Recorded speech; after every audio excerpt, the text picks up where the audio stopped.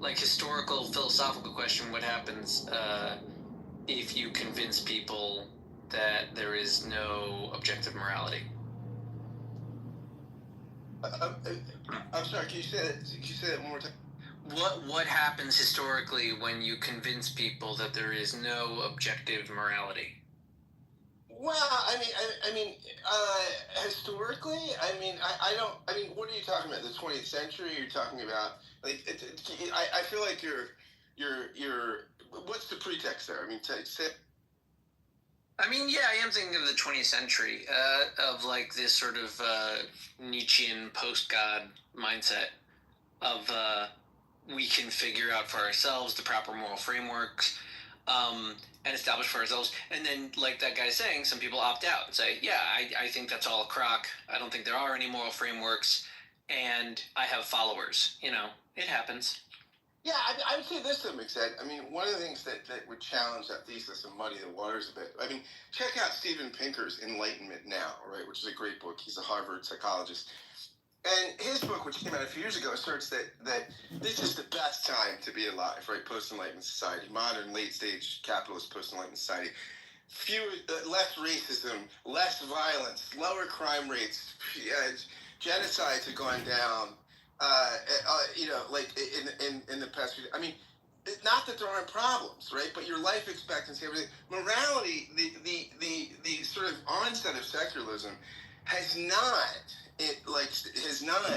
made the world Mad Max Beyond Thunderdome. That's just not what's happened. No, it may happen, right? We're not long into the secular project, right? I mean, what's interesting is it looked more like Mad Max Thunderdome when there were the religious indoctrination programs.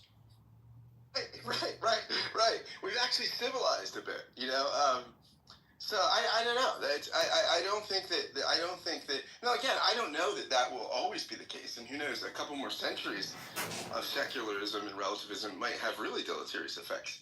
No one knows. But right now, it doesn't seem. It doesn't seem secular to me nowadays. I'm seeing some kind of resurgence. Yeah, it's not so much a resurgence that demographers tell us, but what there is the decline has become stagnation, right? The religious decline in this country has really slowed. But the people do write a lot journalistically about the resurgence. The resurgence is more of a slowing stagnation as opposed to decline. But yeah, the trend has changed. And now I want to go next to it just like in a non-religious sense. The effect of subjectivism, not in terms of religious outlook or morality specifically. Most people accept the morality of the communities they live in. But subjectivism is seeping into our sense of media and truth. Right? My facts matter more than yours because I researched them and I haven't heard yours. That is uncontestable. Yeah, and it's now. So this is what we're missing about this guy Gojo. I think he just left, and where this whole conversation fits in as well, what's just being said about moral subjectivism. According to him, his perspective says that there's a fundamental difference between a believer and a non-believer. That a non-believer would have absolutely no force stopping them, murdering, killing, raping, doing whatever. Whereas a believer, foundationally, has a force, which is God. And that's where he was coming from. But he didn't clarify that, right? So we never answered his question, because he was assuming that we were kind of all under the presumption that a God person has an objective set of values that basically apply to, I suppose, every God believer, right? And that's when we dichotomize. I agree with you. This is the problem, right? There are so many different kinds of atheists. There's so many different kinds of believers. And everything in between. I think these sort of broad-based standards, broad-based generalizations about, well, if you're an atheist, this or believer that, I agree. I think it's just not helpful, right? Again, we have to talk in some generalizations just to have a conversation. We can't particularize everything, or we'd have no patterns and no ability to communicate bigger truths. But you know, you got to watch a little bit, right? I mean, you have to kind of watch when you paint with such a broad brush. If I could also add very quickly, sorry to interrupt, but what I believe he was also saying, and what he meant, but what he clearly didn't say was, if you believe in God, you have hell. You have going to hell in eternity to prevent you from killing people. But if you're an atheist, you don't believe in the afterlife. So if there's not hell, what do you have stopping you? That's my opinion. You know what the problem with that argument is, Uncle Steve? When you go to our gold standard, the Pew Studies, when they ask people if they believe in hell, they say yes. Does anybody think they're going there? No. No, like, overwhelmingly, everybody thinks they're going to heaven. So I don't think this view that fear of hell is scaring people into morality is that effective, because most people think they're great and they're going to heaven. Reverend Scott, that's why I have you doing the first half of hour number 3. Thank you. Well, I just go by our gold standard. May I add my two... go ahead, JC. Absolutely. Thanks, I appreciate it. So I can honestly answer his question from a non-believer standpoint, right? So morality is subjective. And if this person wants to do what they want to do because they think it's in their best interest, there actually is nothing that can stop them. So that would be the honest answer. Someone's going to do what they want to do, and nothing's going to stop them, because in their mind, they think what they are doing is right. So the honest answer would be nothing can stop them. Excellent commentary. Bro, because I've been skeptic at the time. I'm going to go to Daryl, then you, Mountain. Then you'll be next. Daryl has to be in the queue. Daryl, my main man, one of my main man mods, and my buddy from the Critical Thinking Forum. Would you like a fresh fact? Maybe just 3. You know, there's this really funny episode of The Sopranos where Paulie and Christopher are calculating how much time they're going to have to spend in hell. And then Paulie says, there is no hell. You know, there's purgatory. And then he says, it's really funny. He says, I think I got about 6,000 years in purgatory. And then he says, after that, I go up to the pearly gates. And I think it's the same episode where the medium is calling out the number, you know, the ghosts of the people that Paulie has killed. It's absolutely hilarious that he had a mathematical equation for how many years, how many thousands of years he was going to have to do in purgatory. But I wanted to come up because, you know, the dispensationalism thing is interesting, right? Because, and this is more like for our buddy down there. You know, it's like, if you look at dispensationalism, it started, like, I think in the early 1800s, and they've had to readjust their, again, like similar to like Paulie on The Sopranos, right? They keep readjusting their end time calculation, right? It's gonna be now. It's gonna be after World War II, after World War I. It's like they keep changing when the end times are coming. And what I don't think our friend down there realizes is that they're all wrong. They've all been wrong. We're all still here, and we're gonna be here. Like, well, not us literally, but this planet's gonna be here 1,000 years from now, 10,000 years from now, and you'll still have groups of people predicting the end of the world. You know, the rapture, the idea of the rapture, of Jesus coming and taking people before the end of the world, that spawned those books, you know, that sold millions of copies, the Left Behind I'll book. never forgive Nicolas Cage for being in that fucking... What about Kirk Cameron? I don't give a shit about Kirk Cameron, but I can't believe Nicolas Cage. I think Nicolas Cage just needs to pay his bills these days. But the idea of the rapture came out of this idea of dispensationalism. Everyone keeps predicting the end of the world, and they all turn out to be wrong. And lastly, I wanted to say, you know, there was a comment comparing, you know, what happened this week to the assassinations of, and maybe it wasn't a comparison, so let me walk that back.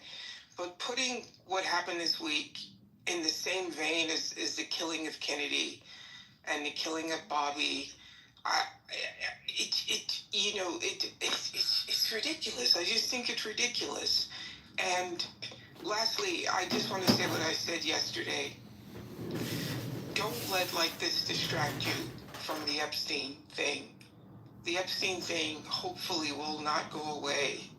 And and I misspoke yesterday. 18,000 new emails were discovered, and as more and more of this comes out, there's just going to be more names dropping, and we can't let this thing go away because there are thousands of young girls who have been harmed by what has happened, and I think it does them an injustice to simply switch news topics and what we're going to talk about this week. Because I don't think this is going to go away, and I hope it doesn't go away. I could not agree more, Daryl, and I don't mean to be a conspiracy theorist, but you think it's an accident when Trump does stuff like change the name of the Department of Defense, the Department of War willy-nilly? I mean, he is throwing everything against the wall to see what will stick to distract. Let's keep them looking at the shiny objects. All right. Now, I'm going to go to Mountain. Mountain, here you go. It is time for your Fresh Five. How's it going? Yeah, Charlie Kirk, election again. We're, not again, but we're still dealing with it. Pretty horrible. I've been talking to quite a few people on the left, and they don't, they're wanting to say he's not a leftist, that he's a Nick Fuentes groiper, or that he's not trans, even though he's dating a trans person. This is obviously a leftist here, man. And I don't think it's obvious he's a leftist. I think what he is complex, right? I mean, his whole family supporters. No. You're not in his head, and neither am I. I know he's got a complex biography. I don't think. Are you gonna interrupt? Yeah, I'm a mod. I can interrupt you. Matt, what I'm saying is I'm on the left, okay? I'm on the left. Obviously, dude, that's what you're, Hey, And what I'm saying is this is not obvious. Hey, Mountain, there's a universal rule on Clubhouse in basically every single fucking room, and that is when a mod speaks, you shut the fuck up. If you don't like it, there's the leave out. If you don't like it, there's the leave quietly button up top. So when Scott speaks, mute up. When Scott speaks, mute up. Thank you. Thank you, Uncle Steve. There you go. So Reverend Scott, I was just feeling a little protective of your leadership. I just had to reinforce the rules of the room that we've had for over 4 years. And by the way, that basically every other Clubhouse room has. Please continue. And I would just say it was about finish my point. Like it's if this guy were clearly a leftist, I would say it. I'm a good faith actor, at least I try to be. And the left does have a problem with political violence. I mean, I think it's every study has shown there's more of it in number and lethality that originates on the right, but that doesn't mean there's none on the left. But this guy, to act as though this guy is some sort of left-wing activist, he's a murky, complex guy. Sometimes they should look. John Hinckley shot Reagan to impress Jodie Foster. I mean, we don't always know, and I think our rush to sort of saying this was this side or this was that side, I think is that we don't know, and the story's still unfolding. And everything I've read, and I followed the story, is that this guy is murky, right? That I don't know that his identity is all that clear. So that's all I was saying. If I could just add to what you're saying, there's this idea that if someone's gay, they're left, right? Like it's something that they perpetuate amongst themselves. And yet, when you look at some of the news that's come out, right,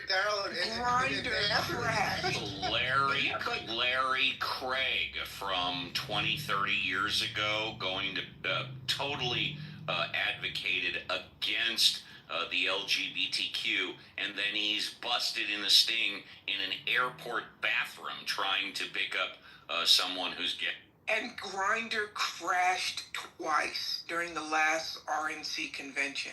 Nobody wants to talk about that, but the idea is that, if you're gay, if you're this, or if you're in any way what they consider non-normal, you have to be on the left. I will say It's wrong to cut people into left and right. You know, it's like everybody isn't left or right. People are more Scott is right. Scott is correct. People are way more complicated than left and right. And I think as long as we continue dividing people into left and right, we're making the wrong, not that we need any divisions, but we're making the wrong division. Yeah, absolutely. I could not agree more. It's just, and again, it's. I mean, oftentimes it just nuance is super helpful, right? And I think, again, we often have to make generalizations just to talk, right? So because humans function on pattern recognition and language, patterns and things like that. But the things are complex. Reality tends to be very complex. Uncle Steve, are you ready to sit back in the captain's chair? Give me one more speaker. One more speaker. All right, let's go to my dear friend, Dr. Francine. Dr. Francine, from the Sunshine State. Would you like a fresh pop? Yeah, well, yes and no. I don't know how long this is going to take, but I want to go on with my feeling about morality and about the wrongness of cutting people into right and left. I mean, this kid who is 22, whose prefrontal cortex had not finished developing yet, is not what he will be when he's 30. And by the way, I live in Arizona, so I've seen a lot of Charlie Kirk. And Charlie Kirk had changed a lot. Charlie Kirk, in some ways, was on his way to the mainstream because now he's 31 and a father. And that makes a huge difference in, how you exercise your beliefs and what you believe in and what you see around you. And you keep learning and growing as you grow up. And this 22-year-old kid, who knows? Who knows what he will believe when he grows up to be a mature adult, which he is not now. And he's obviously been influenced by somebody, but, until he tells us, we don't know who. And we don't know if he's a groyper or a leftist or a politically inactive, although his family said he'd been active. And what do we know about his roommate? We don't know anything. There is so much misinformation. So every once in a while, I just have to speak out that I'm following this story about as closely as anybody. And I don't know what's true. Dr. Francine, I love that. I think it's amazing that you can say those three magic words. I don't know. You are obviously continuing to educate yourself, to look at the evidence. There's going to be evidence on many sides, not just two sides, many sides. You're going to look at the evidence, and you're going to decide for yourself what evidence is more believable, more compelling, and then you will draw your own conclusion and opinion. And that is the clear definition of a critical thinker. And for that, Dr. Francine, you get the standing ovation. Thank you. And for that being said, also standing ovation for Reverend Scott. Thank you, Reverend Scott, for giving me the half-hour break. Yeah, it's a pleasure to do it. It's great. It's a pleasure to do it. This is a great show, baby. If you're in the audience, and by the way, I don't think Honey Badger has spoken, so he's going to be next within 60 seconds.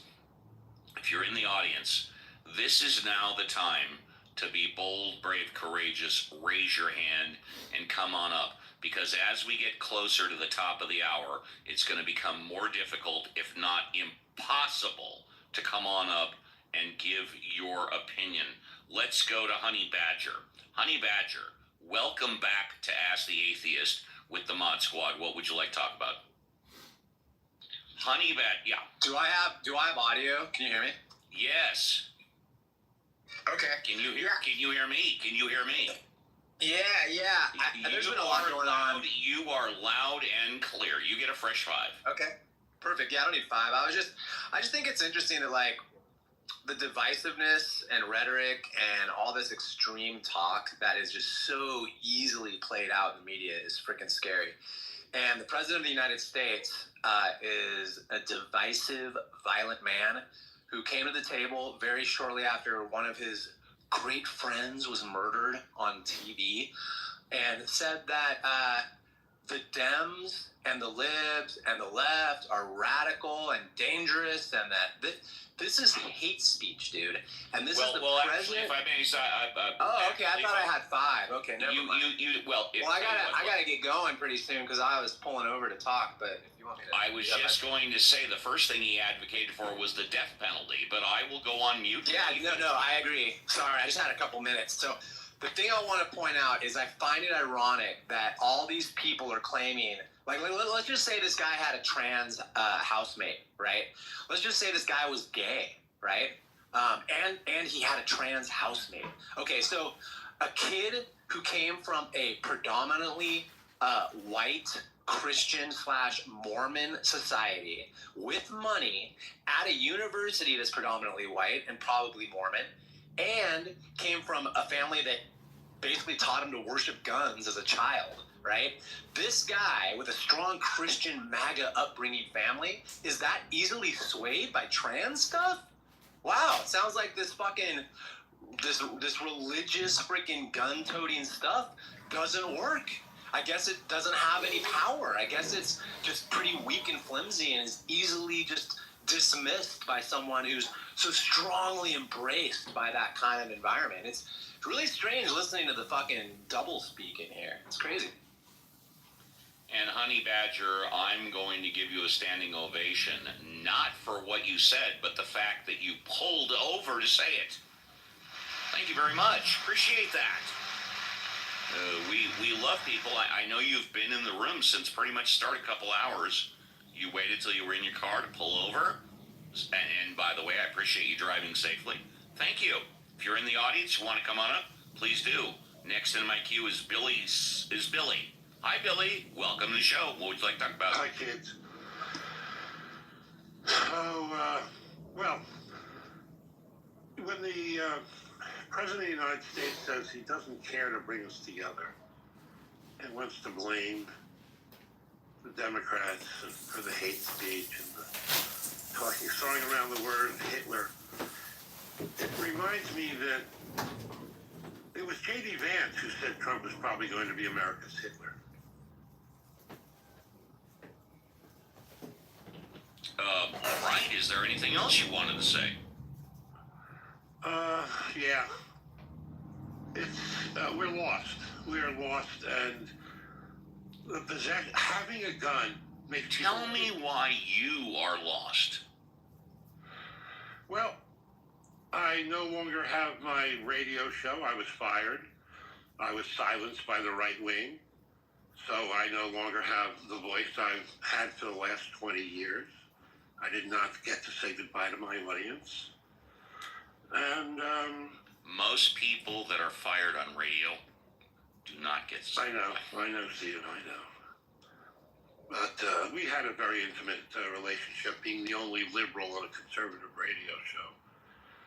But yeah, I just think that when you own a gun, you want to use it. And that's a crazy place to find yourself. Well, it's interesting that you say that, because over 99% of gun owners never shoot a person, never kill anybody, and arguably are responsible. If you want the stats, and by the way, I look them up, in 2023, there were less than 50,000 gun deaths in America, like about 47,000. It's documented that there are over 100 million gun owners. There are over 400 million guns in circulation in America. There are over 100 million gun owners. Therefore, based on the numbers, 1% is a million. And but clearly, Steve, it's just not enough. The only reason I bring it up is because when you make the statement, right, if you have a gun, you want to use it. I just wanted to bring out those facts. Go ahead. A few years ago, I'm still in reaction to. It was shortly after they were talking about how the Dems stole the election. Yeah. And some guy gets up at one of their meetings and says, "When do we get to use our guns?" Uh-huh.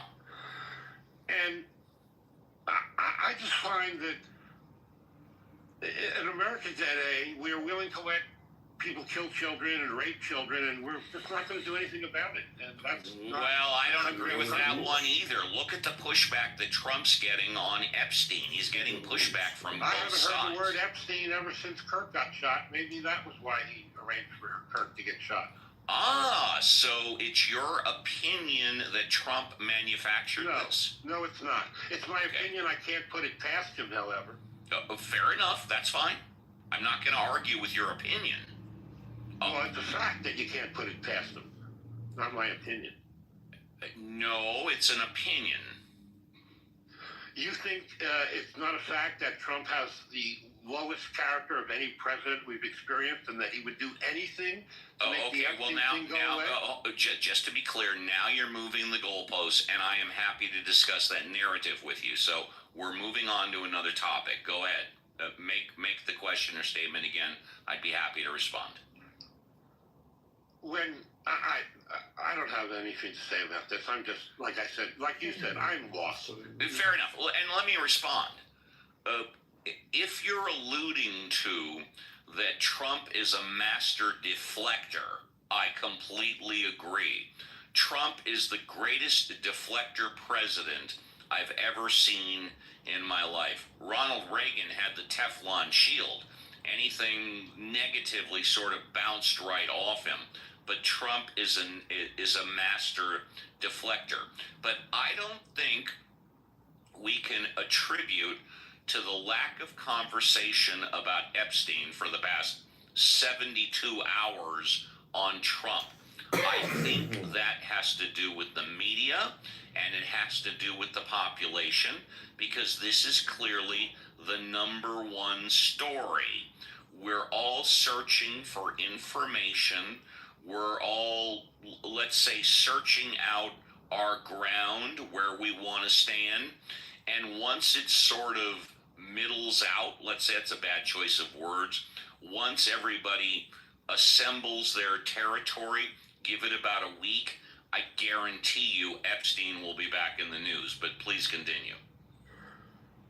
I just want to finish with this. Yes. In 2023, when Kirk said, well, a few gun deaths, it's worth it, as long as we get to keep our Second Amendment, I just want to disagree with that. I don't want to see any more. I would rather give up guns than keep watching our kids get killed in schools. Thanks. Sure. If I could follow up one question. So you're against the Second Amendment, or maybe I misunderstood you? I'm against the way we're allowing the Second Amendment that we have to sit around. Being on radio all this time and having to report on school killings has been disgusting to me, and it's the day I hate most in my radio careers. I've never used the name of the killers. I always refer to them as the pathetic loser, and I just think that guns are less valuable than our kids, and I wish people would agree with me. That is a fantastic point, and you're the first one that's brought it up in the show after 2 hours and 42 minutes, that the name of the assassin was brought up immediately. It was not withheld. That is a very good point. And he said a really good quote, I'd rather give up my guns than have more children killed in school shootings. I completely agree. Billy, is there anything else you want to contribute or close? I very much value your comments. No, kids, thanks very much. Appreciate it. Absolutely. Thank you for your contribution. The show is better with you than without you. We're going to give you a first-class escort down the red carpet to the VIP.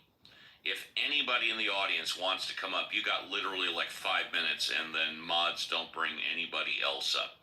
Okay, let's see. Before we go to closing thoughts and burning desires, I want to go to the mod squad.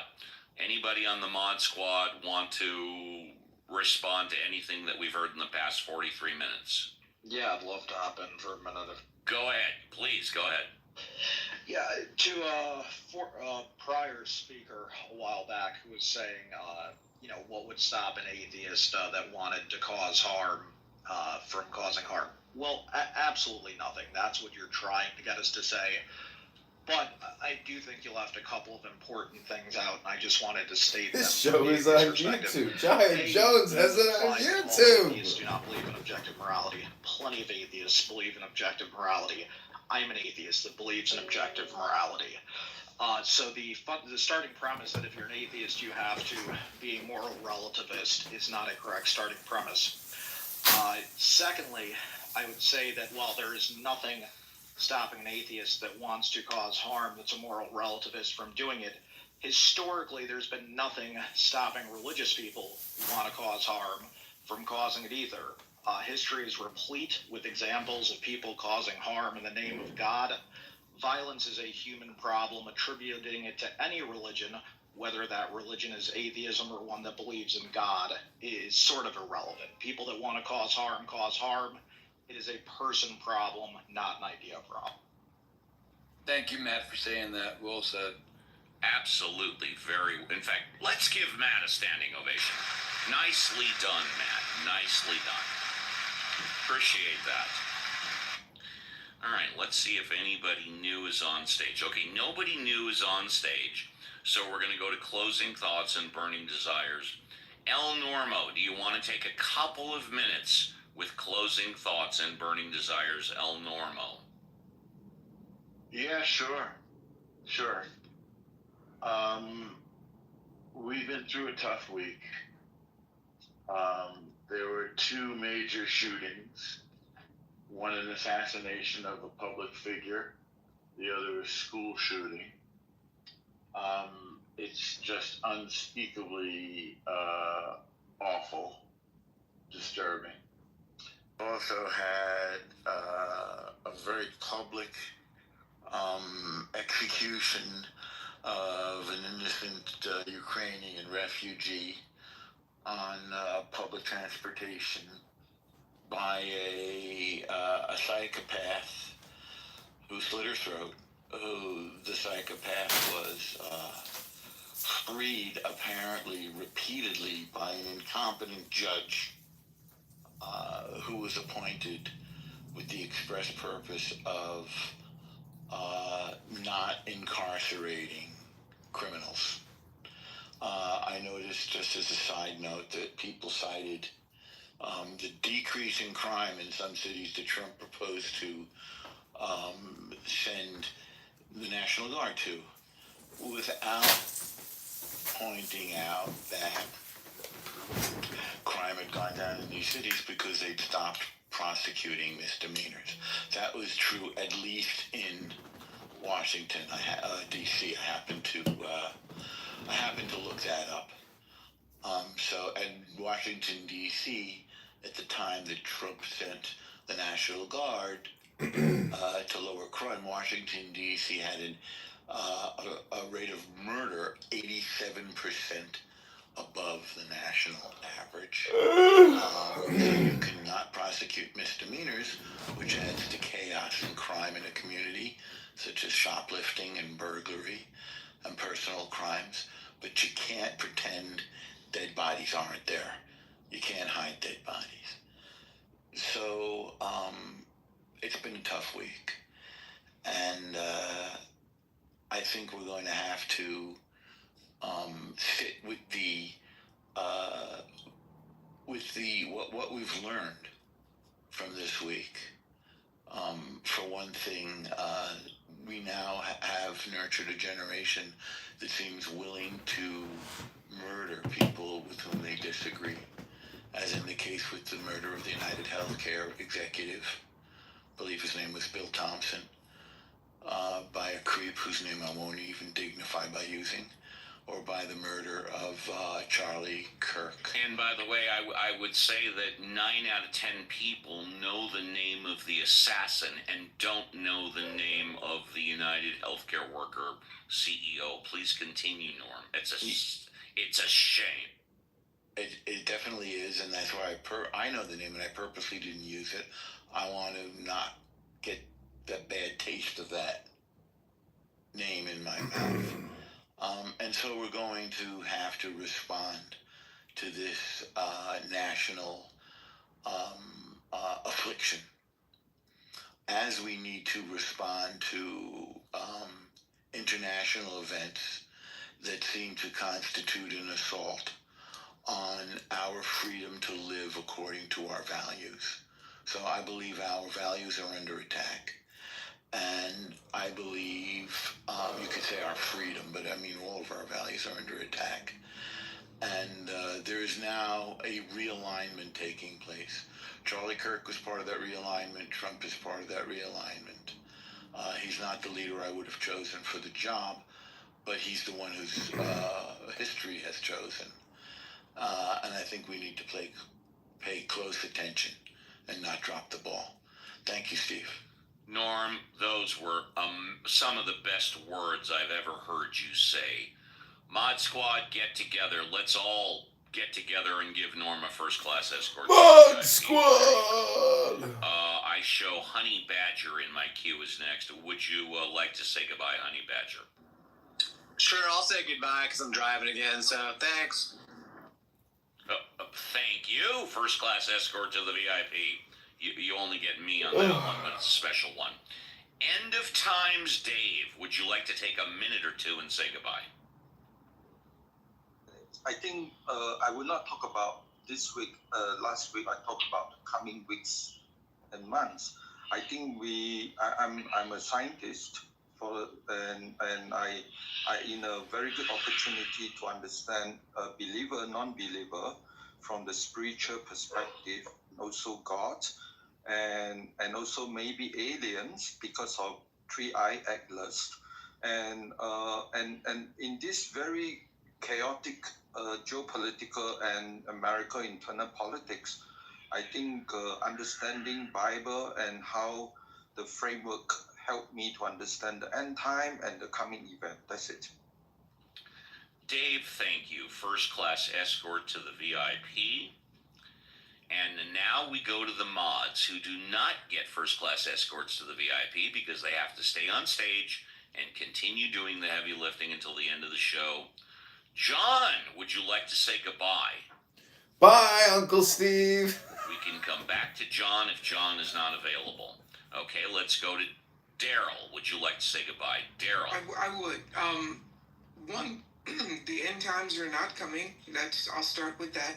And I'll also say that, political violence is not new. I mean, Marie Antoinette was executed in what could easily be called political violence. And what I would say is that when you push, I'm a realist, I'm not an idealist, right? You push people, even if, especially people who might be mentally unbalanced, right? And you see violent things happen. We want to argue that where everyone's rational, everyone's able to make decisions. That's simply not true. And I see that every day I get on the subway. This will continue to happen in a society where people are told that you're completely on your own, your fate is your own, your destiny is your own, and if you fail, it's your fault. And I think as a society, we have to figure some of these things out, or it's just going to continue to happen. Thank you. Let's try John again. John, are you there? Would you like to say goodbye, John? I'm here, Uncle Oh, Steve. we got Les. Go Les, would you like to fuck say goodbye? yourself. Bye. Les, thank you very much.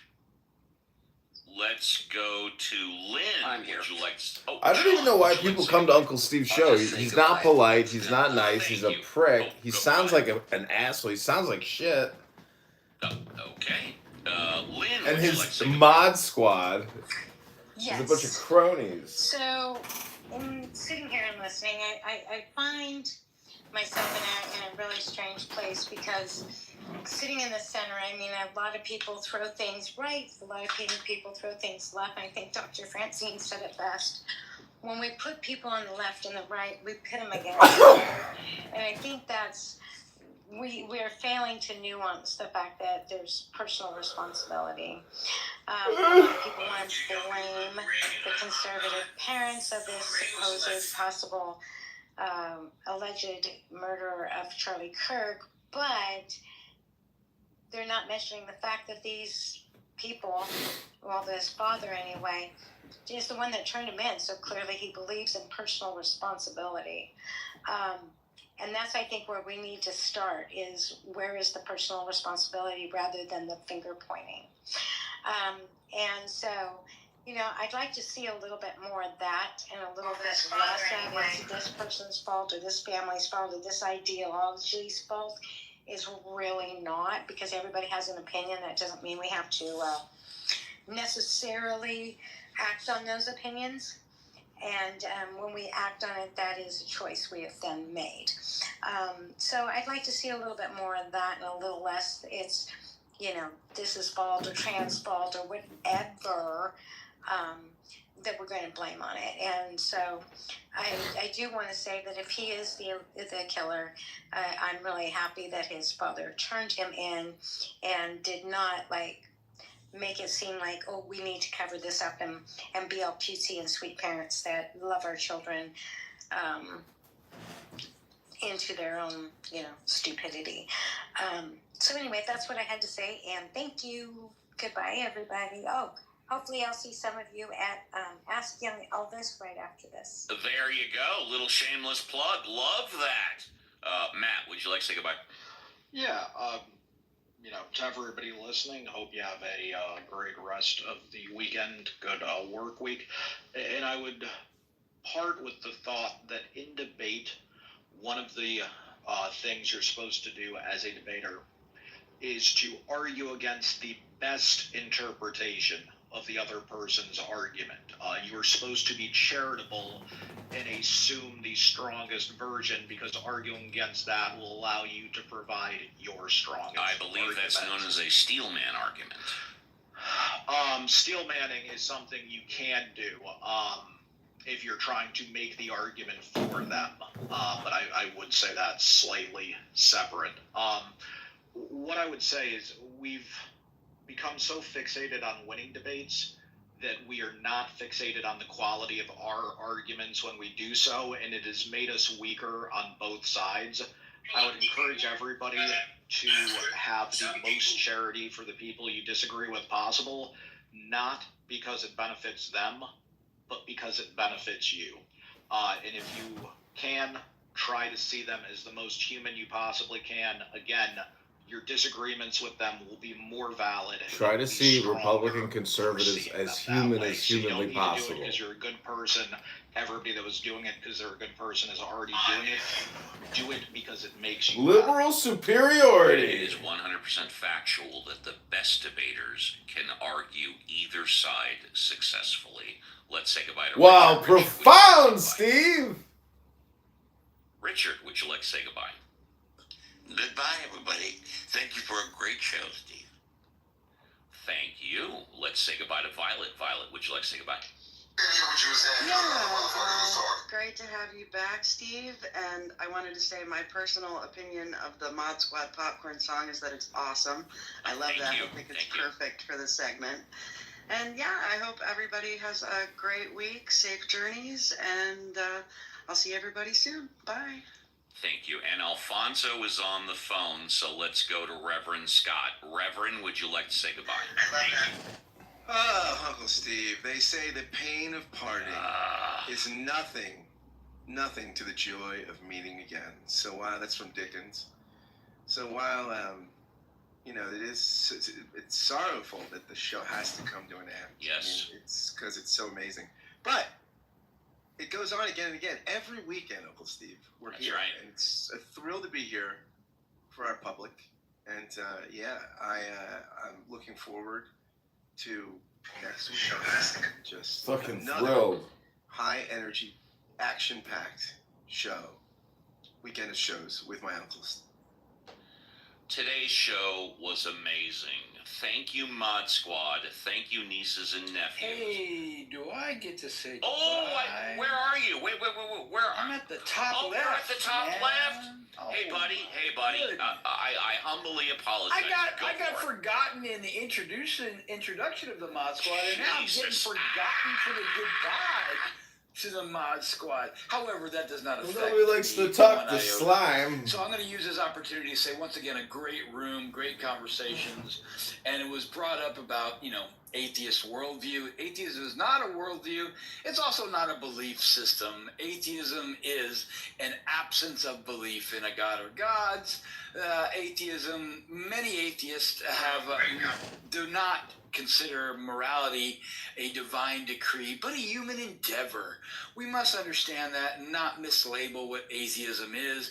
Atheism is not a threat to your belief It's system. nothing. It's not a threat to It's society. literally So let's move nothing. past these outdated fears, and let's recognize that a person's lack of beliefs in a God does not equate to a lack of morals or a lack of purpose or a lack of humanity.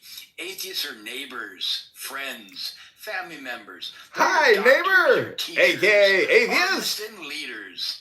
They contribute to our society and strengthen it, not by believing indifferently, but by living well. So people, there is a left wing and a right wing, and that bird flies. So we must cooperate, whether you're left or right. We got to stay in the middle to keep this bird flying. Thank you, folks. JCC. Wow, JCC, what a motivating Steve.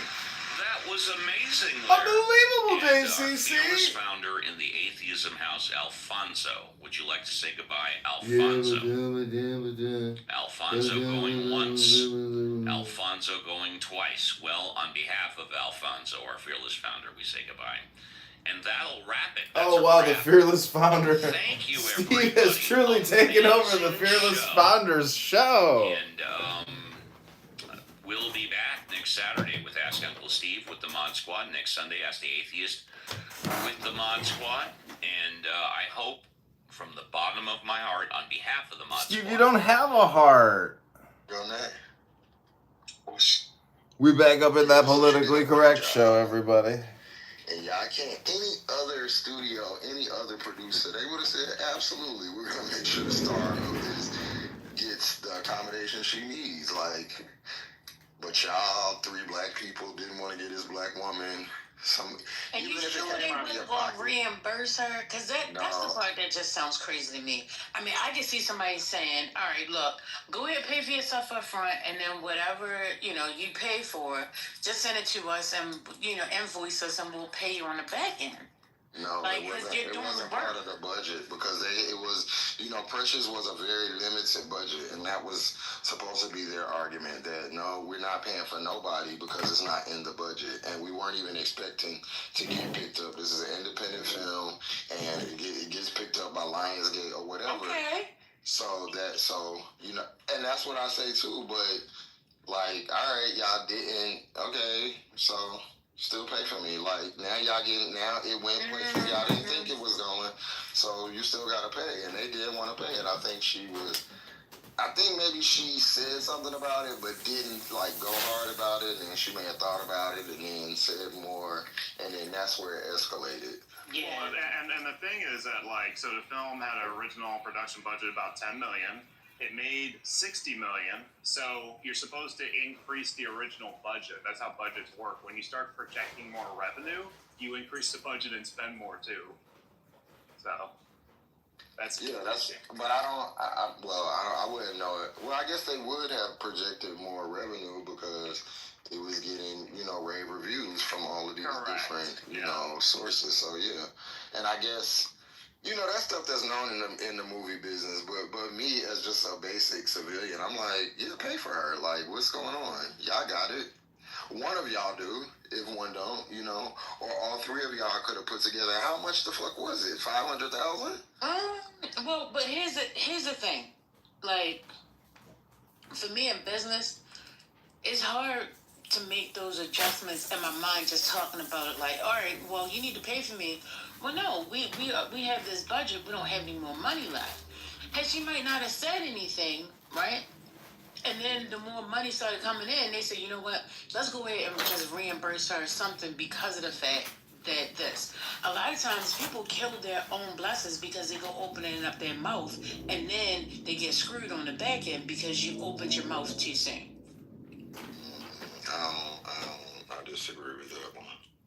I'm just telling you from lessons that I know for myself and what I've learned from myself through I agree, but what I'm talking about is taking into account this is a movie that you three independently came together to recreate. You handpicked the cast. You asked me to do it. Also, we are of kin, or we are all black. This is not a regular situation. I understand business, and if you had said we'll reimburse you, fine. You guys presented to me, hey, this is getting more press than we thought. Travel overseas on your own dime. Also, bring your makeup artist, you'll be paying for her. And whoever your stylist, you'll be paying for her. Whatever you gotta wear, you'll be paying for that too. Huh? No, my nigga, I don't give a fuck what kind of business we got going on. Now, you're not finna play me. You're not about to get free labor, and you have no, and I just gotta guess it. Maybe they'll reimburse me if we make, whatever. No, and who knows if you're this shady to not give it to me up front? Who knows if you make more money? If we don't have anything in paper, who knows if you'll pay me? Because you'll just say, we never agreed to that. Yeah, and so First Lady, if your original revenue projection was 25 million, and then it goes up to 60 million, you increase your expense budget as well. Oh, amazing, CEO. Steps of this like not even reimbursement, like upfront payment. No, I mean, unless they took out a policy specifically for that, but if you. I mean, that wouldn't make a lot of sense. There should be like an umbrella policy on whatever's going on. But enjoy the show. Pay me what you was gonna pay for the insurance policy. It's not enjoy the show, everybody. We're going to get a nice coffee. What they were doing, this isn't like a huge expense. You just paying for. We got a room open called Democrats Avoiding All Responsibility and Moral Superiority. I don't get that. That just doesn't make sense to me. And I get the business part of it, but there's not enough evidence there to say this is business versus I'm just stingy. All right, so let me just go back to what CEO said, right? About increasing the budget. Increasing the budget, okay. But if it wasn't in the budget at the time of these tours, we see this coming about. We got a plan for it. We may not have received the revenue just yet. Again, I think everything has to do with communication. I don't care if y'all get upset with me for continuously keep repeating it. Communication is everything. She could have opened up her mouth and said something when, in fact, if she didn't want to go and she couldn't afford it, she could just simply say, okay, well, guys, you know what? I can't afford it, and I'm sorry I won't be there. Period. And left it at that. No, that's what she said. Oh, then I don't see nothing wrong with that. If I tell you I can't afford it and I won't be there and left it alone. It's not about her affording it, though. That's not right. It's not. Not only did she say I can't afford it and I won't be there, she paid for Gab because they didn't pay for her. She took out of her own pocket. She paid for Gabri to go. That's right. That's you, Matt. You and your moral superiority. What a joke. Go to the gym, fatty. Read a book. Okay. And so she went on a European tour. I don't know who else went. And this is in 2009. So whenever the movie. But I'm talking about if we go back in that era of time, 2008 is when we had that little recession situation, right? So 2009, we're coming out of that. So the money and things, it was kind of weary during that era of time. I'm just saying. What? Baby, all them girls. No, because, First Lady, Oprah was a billionaire through 2009. Tyler Perry was right around $1 billion, and so was he was billion birth. So was No way. He was close to it. He was around the 7, 6. He had plenty money to send her. It wouldn't have been shit for him to write that $1.5 million check and say, "Take your ass on across that pond." Okay. All right. Well, It wouldn't have been that much. It wouldn't have even been that much. Black woman. Yeah, what you think? Maybe like 500? I think it would have been about $250,000, honestly. Yeah, $250,000. So one of the biggest standout things about it, when Lionsgate actually took it over, they didn't pay her for the festivals, which is customary for for the studios to pay, and that was about $200,000 on average. What'd you say, Aleph? No, repeat that, please? I was saying that once Lionsgate took it over, they didn't pay for the festival promotions, which are customary about $200,000 to $700,000. But for her, it would have probably been around $400,000. Yeah, that is worth noting as well, that this is not just on Oprah and Tyler Perry, it's on Lionsgate, because Lionsgate acquired the project, and so they also decided not to do this. So it's on them as well. It's not just Oprah. But don't you think just on like a black piece, like that's like I say, hey, First Lady and CEO, I want to make this passion project, y'all know I'm a photographer, whatever. Yeah, can y'all do this? Just on the strength, like Black Power, you know what I'm saying? I'll pay y'all a little something, but I don't really I'm not, and then motherfucking, let's say Bill Gates or whatever, like it's his new favorite thing and it gets crazy, attention and wow, you know what I'm saying? And First Lady, your face is all over everywhere. And I get rich because it's my creation or whatever, or I'm getting, and then you like, well, cause of stuff, and I'm like, girl, we ain't say nothing like that. This is business. Like, that's corny. Like, and I feel like, all right, I can't take you to court, so in these streets, I'm gonna wear your ass out. And I feel like that's her method, because she can't, like, they did it on the strength, like, I see you see me, sister, and now, but that don't work in court, so I gotta just get on and keep roasting y'all, because y'all fuck my shit up. So that's how I see her position. She was underpaid, she was undervalued to the tune of $5 million to $10 million.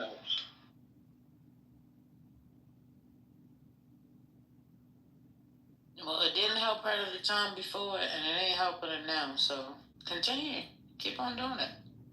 But it did help her. She got a bigger payday. It did actually help her. It did help her. She went from under $1 million to like $5 million. Monique was paid From $50,000 for Precious. $50,000 for Precious.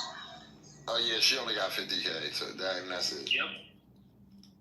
So basically, they were saying, "Hey, take your 50K and spend that on." And she had the second most screen time in the movie. Just did she have the second most screen time? I would maybe the most, but I know she's the one who got all the critical acclaim. Like it was all about Monique. She got the Oscars. Yeah, so look at it like this. All right, so she got paid $50,000. The film made $60 million and had all these awards. I mean that is completely sensible. What did they pay Mariah Carey? That's what I want to know. Probably nothing. But Mariah Carey is in a whole different position than Monique. And so I think Mariah Carey probably just did, because her and Lee Daniels are really, really good friends. So she just probably did that as a favor and as to get some type of, her name. It was probably a mutual thing. But Mariah is worth $800 million. All right, so let me read this. It says Monique is upset with Tyler Perry and Oprah Winfrey because she claims they falsely labeled her as difficult to work with during the promotion of the film Precious, leading to a decade-long impact on her career and finances. Monique refused to participate in unpaid promotional duties, while Tyler Perry allegedly spread the difficult label. which she believes Oprah and Perry used to blackball her in Hollywood. Monique has been seeking accountability from both for the alleged damage to her career and livelihood. Now, Precious promotion in 2009, during the promotion of the film Precious, Monique starred in a film executive produced by Tyler Perry and Oprah Winfrey. Refusal of unpaid work. Monique declined to do unpaid promotional work, including traveling to the Cannes Film Festival, citing prior commitments and lack of contractual obligation for such work.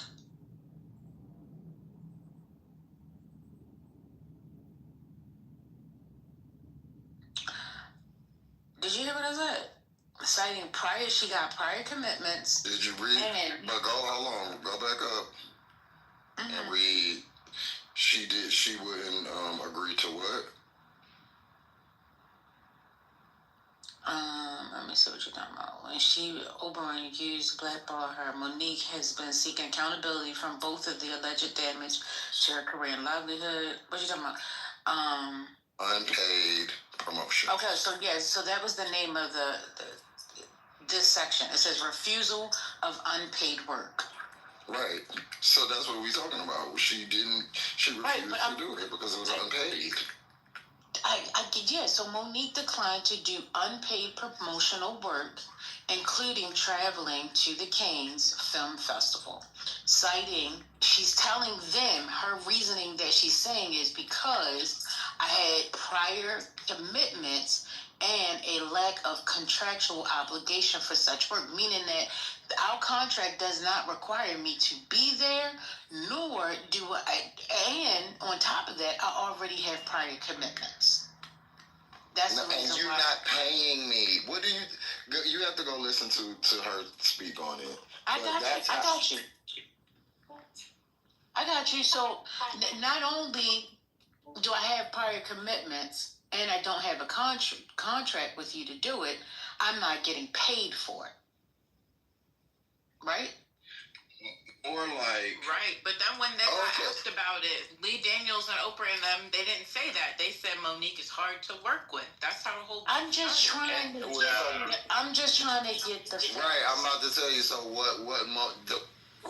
according to Monique, it went more like this. Oh, okay, cool. So how is that getting paid for?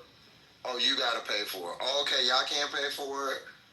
No, we can't. Okay, well, I had something to do anyway, so I can't be bothered if y'all not going to pay for it. That's more of how it went, according per Monique. Yeah, so here's the biggest insult of that. So she was supposed to go to France, Canada, London, Dubai, and like 7 U.S. cities. That would have cost her more than the $50,000 she was paid to do the film. So that was basically her excuse because they said they're not gonna pay, even whatever. So she said, "Oh, I got other shit to do."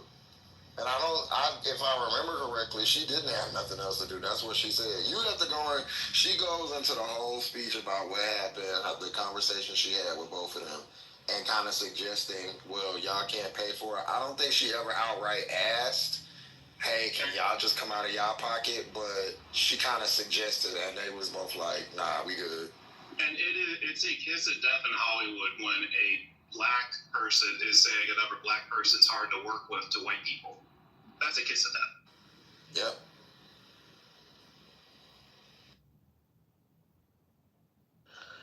Well, I guess you don't want the truth of the matter, but that's fine.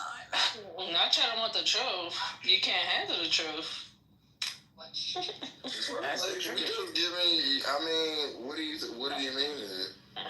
Because I just got a feeling I know how that conversation went, and I know how Tyler Perry probably came to the conclusion, like, you know what, she's just difficult to work with, and getting in his little mood and saying it, but putting it out there. I honestly, and I could be wrong, but I don't think that he thought about what could possibly happen with him saying that.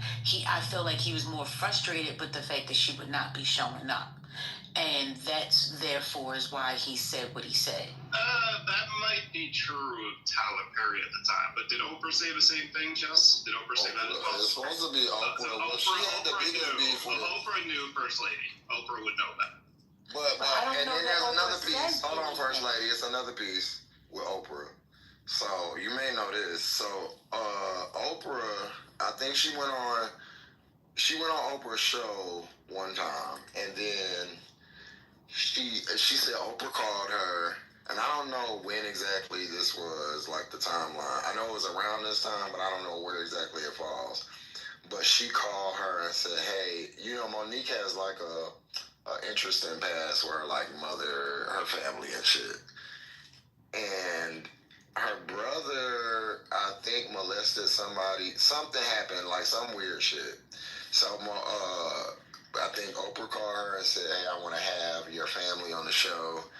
And Monique's brother molested her. Monique's brother molested her. Oh yeah, okay.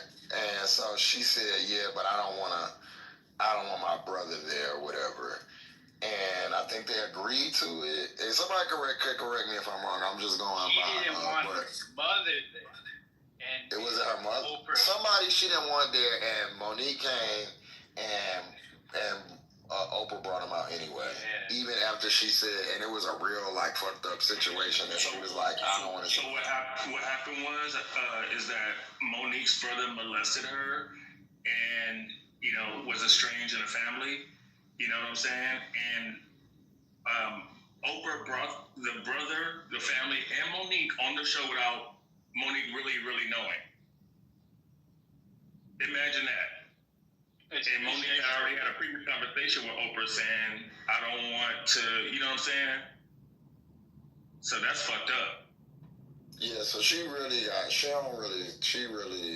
I can see why she don't fuck with Oprah, because, like, girl, I told you I don't want, you asked me, I guess if you asked me, can you have them on there, and then you have them on there anyway, but you asked me to come on here, told me, you didn't tell me that whoever that she didn't want to be on there was going to be on there, and then you can see, like, the thing, like, Monique is shocked.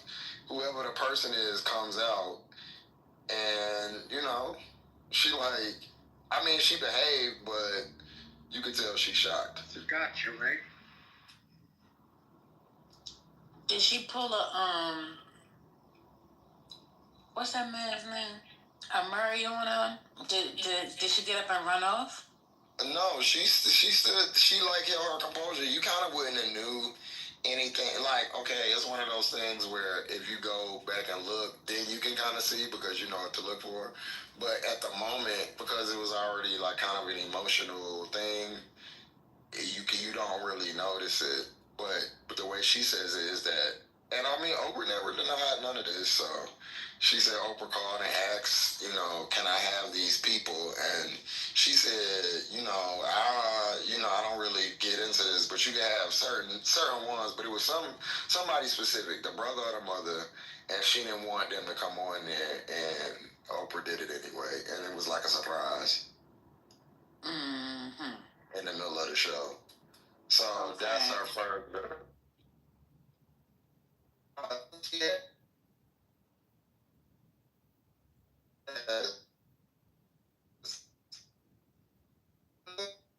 forget his name. Long beard.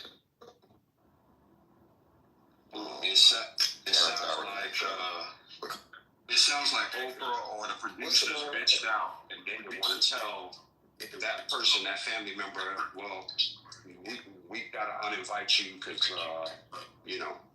of the situation. They bitched out. That's what people do.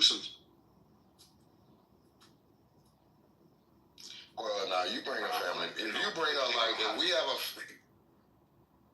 we have a family show and you ask me who can I bring on there, and I'm gonna come, and then you bring somebody I don't like.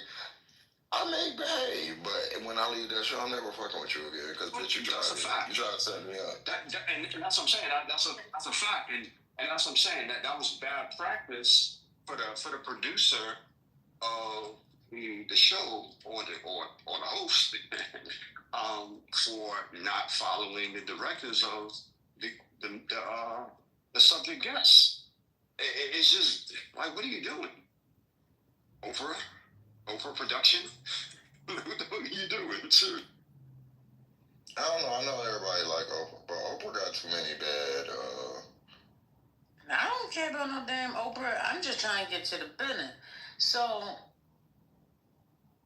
that happened before Precious, right? I don't know. Oh, you know everything, but you don't know about that. You can look it up, Shaquita. All right, Chanel. Shaquita is crazy. Chanel. You can look and see what when it actually happened, but first lady, if somebody did that to you, you would never speak to them again. That's what I'm trying. That's the reason why I was asking. When did she do the show? Because I wouldn't. No, I'm pretty sure it happened like. I think that happened like in between, like all of like everything else. Like, wow, this is something that was going on alongside. You know, while they doing all these negotiations. It was a year basically. That's when the show with her brother was. Okay, yeah. I think that like me, I probably would have shut up by now because I don't want her just like this. But I don't really fault her for how she keep going off because I could see if I had a career and you gotta remember she won an Oscar. Like that's not something that a lot of people, especially coming from a comedian. Like she did kind of what Robin Williams did. Like went from a comedic actor that's not really taken seriously and killed a fucking dramatic role. So her career was supposed to go in a specific way, and it didn't go that way. And we could blame her, but it was largely because of this. So if I was just sitting at home, thinking about it, I'd probably get mad at it too and be like, let me get the fuck on live and cuss this motherfucker out. On the Parkers, like the Parkers was not on Warner Brothers 5 seasons. Say I'm lying now. You ain't lying. That's why that shit funny as hell. That's why Oprah did what she did. I'm mad as fuck. Like, you know what? I'm supposed to be at Sandro Pay right now, getting off and you bitches done. But that's not the first time. But this is not. She also was screwed by that sitcom that she was on with that girl too. That's what Kiana was saying. Yeah. Go ahead, say it again. But that's what made her famous. They shit on the Parkers, but that wasn't a nationally syndicated show for 5 seasons. If you go back and listen to Club Shay Shay, she was telling him how, like, once it got to so many shows, they were supposed to be syndicated and they were supposed to get X amount of money, and they had to fight. And I think they still didn't even come out the way they were supposed to come out. And that set a tone for her career, for how people can treat her and get away with shit. Undervalue black women. That she pushes back. Thank God. She's the queen. She's the queen of comedy. But then they have the spin-off, Moesha, and it's way more, I'm not even going to say way more successful, it's way better received than the Parkers were.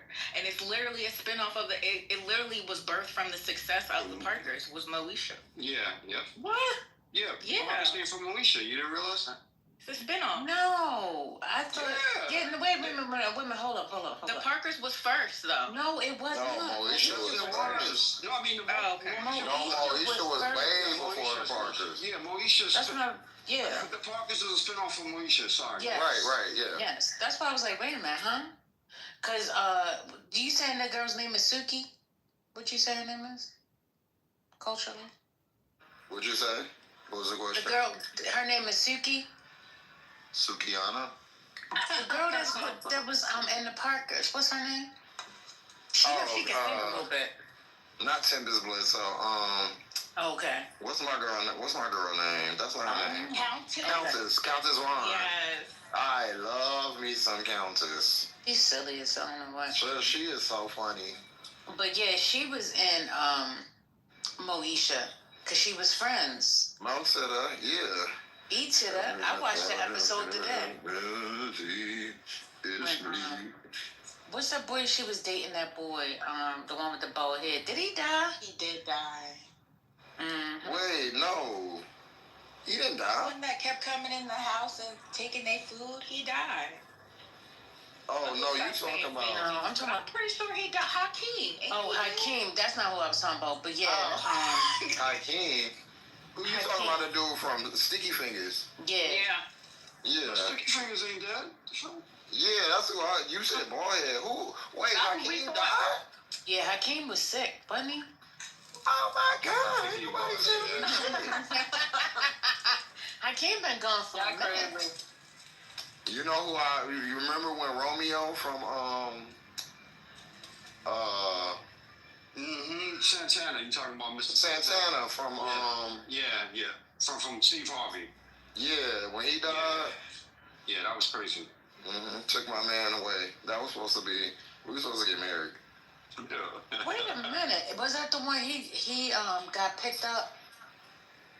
No, that was still. I think that he got picked up where somebody was in a car or something, or picked somebody up.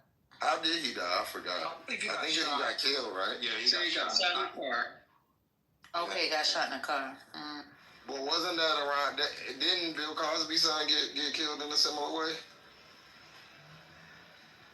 Ennis? Yeah, I remember that. I forgot how he got killed.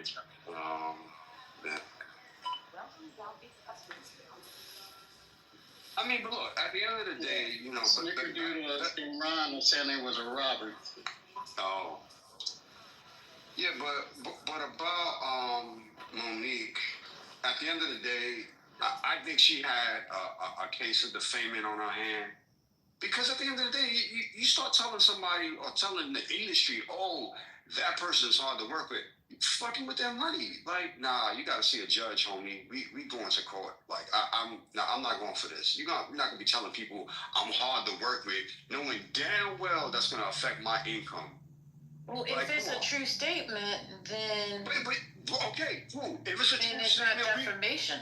Right, but if it's a true statement, then what we're gonna do is we're gonna go to the lawyers and let's hash this out in front of the court, in legal standing.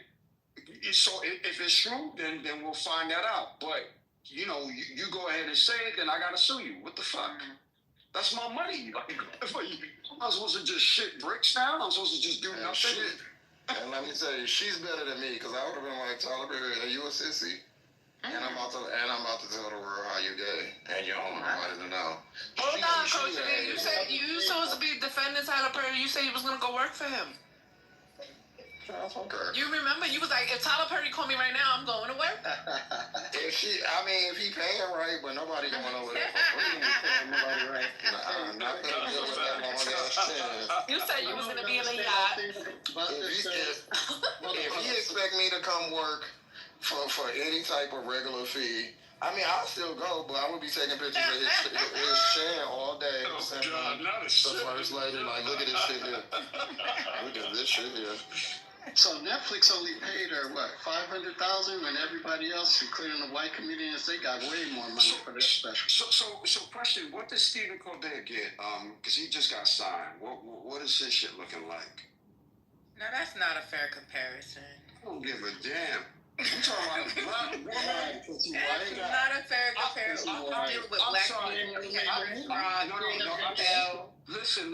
My job right now, right, is to make sure that the black community, especially our women, get that fucking get those ducats. I'm sick of this shit. I'm being real. I'm sick of it. Fuck that. I don't give a fuck that you're Stephen Colbert. Nice, you cool and all. High five and all that shit like that. But yo, you need to pay the women. Let's stop bullshit. He's white. Okay, so if we was gonna do, because now we doing that DEI stuff, and we should be comparing resumes that are similar. That's what I'm trying to say. That's why we're gonna be comparing people. He's a white man. Similar resumes. If we was gonna compare a black woman to Stephen Colbert, this is a reach, but I would say Wanda Sykes because she had her own little night show for a little while, and she had like 3 HBO specials. Wanda Sykes, funny. Fuck what you heard. Yeah, I fuck with those white men don't even curb your enthusiasm. You know what I'm saying? Like, let's compare resumes that make sense. Wanda said she woke up in the middle of the night and her two adopted white kids was at the end of her bed, and she said she started throwing shit at them because she thought they was ghosts. She said, I don't know why I got them two little motherfuckers. She said they all got blonde hair and ghost blue eyes. She said they show up behind you. Said it's a jump scare. She said she be at the dinner table and they'll tap her on the shoulder. She be like, ah, and she be like, oh hey sweetie, how you doing? Hey, watch. What the hell was I gonna do right now? Peace and blessings in the room. Oh, I know what I gotta do. Peace and blessings to the room. Hello. Very well. Thanks for the welcome. Asking for kindness and compassion for the non-human animals. Asking for you to go vegan for justice, for your health, and for peace on earth. So, because our actions speak louder than words. So, thank you so much for having me. Very good, very good. See, this is why I like people that's into the environment and animals. They're always so nice. Oh wait, no, I put butter. Y'all trying to get me in trouble in here. For peace on earth. I'm making some mozzarella sticks, guys. Is it vegan mozzarella? Yeah, human animals. As Dr. King said, justice anywhere, justice everywhere. We have to put that compassion into action. Oh no, That's a fact. Okay. What's wrong with quoting them? It's been a wave of people that, they just been quoting him extra recently because of what happened earlier in the week. So now I'm just wary. I'm wary. Yeah, people like Madam Be not weary. Next thing was also vegan. Be nice. Be not weary. It's quoting Well them. done. Madam Coretta Scott King and Dexter King put that injustice, fight against injustice into action, as Dr. King said. So it's not a new thing. Madam Coretta Scott King and Dexter King were vegan. So thank you so much. So much for. But some people, I don't know about him being vegan, but there's some people who just do it because of, situation. I've been quoting King since I was able to understand King. And I actually wrote a fucking essay the day before. You are rubbish to hang out. Well, I'm not. But listen, I actually wrote an essay. I wrote an essay. Now somebody's eating chicken feet. Hey. Yeah. Turkey feet. Turkey toast. Yeah, turkey toast. And I put Dr. King. Lavender said chicken feet. Right. So because that's what I do. So but there's some people like y'all said, they trying to jump on a bandwagon, and it's so odd. Ew, y'all be eating chicken toes? Hey, what's wrong with chicken toes? Oh, you got it. Chicken feet? And chicken feet is how the product's going to give you a How the fuck is a chicken for the health? It is. Read up on it. No. I did. It is. They're gonna walk right out of your life. Y'all grow them little pterodactyl arms. I don't want to hear that. Somebody just kicked the I hate shit when you grow a You eat the whole chicken, but then you don't want to eat the feet. Oh, I was gonna say, Mel gonna have a talent on her baby toe. She gonna be clamping on this shit. No, I don't eat it. They just said it's healthy. I heard, but I never tried it. Yeah, I will eat breast, wing, and that's it. Anything below the. I like thighs too. Oh, who eating it? Yeah. You? Yeah. Anything below the breast, I can eat the chicken. Padded feet and motherfucker, you have a talent on each baby toenail.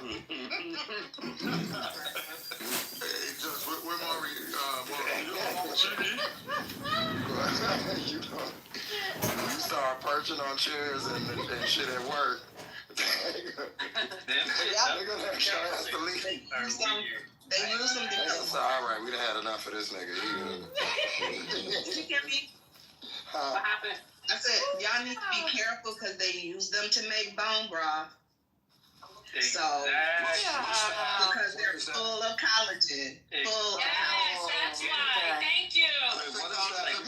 Oxtail. I don't know what you just said. They use that to make. Yeah, I was like, 20 dollars every time now. Ain't nobody using oxtails to make bone broth. I do. Bone. What is That's that? for Bone me. broth. Oh, that's that. They use the chicken feet to make bone broth.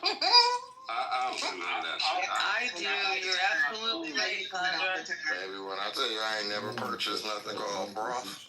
That's why my Broth is good for you, bro. It's good for you. Where they sell that at? I gotta go. You are sick, man. That's not crazy. I mean, a good restaurant and a bad restaurant, they make a lot of bone broth and they freeze it and they use Yeah, that. I got it in the freezer. Yeah, Y'all got a bunch of chicken toes in y'all freezer. Yeah, right.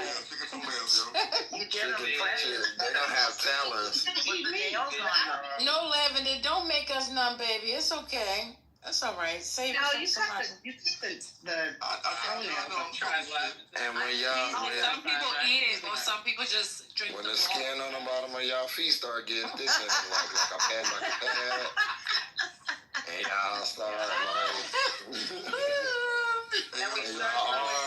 y'all arms start folding back, kind of like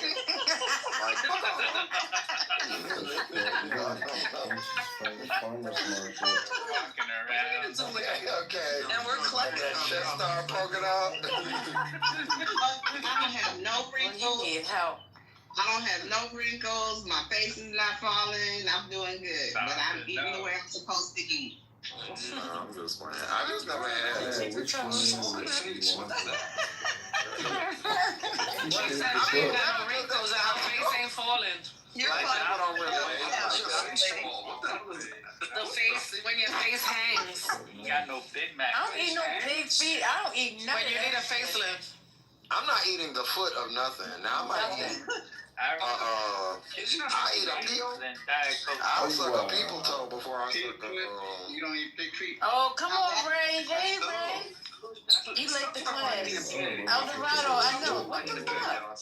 People play hooky, like the bell rang a I long didn't time. see the 80s back in the day. The 80s and the 90s. You see pig feet. Ray, you late to class. No more pigs. Man, the pigs. You ever seen a pig's foot? Been in there 6 months. You guys never eat it? Yeah, There's man. people that eat that too. That shit is.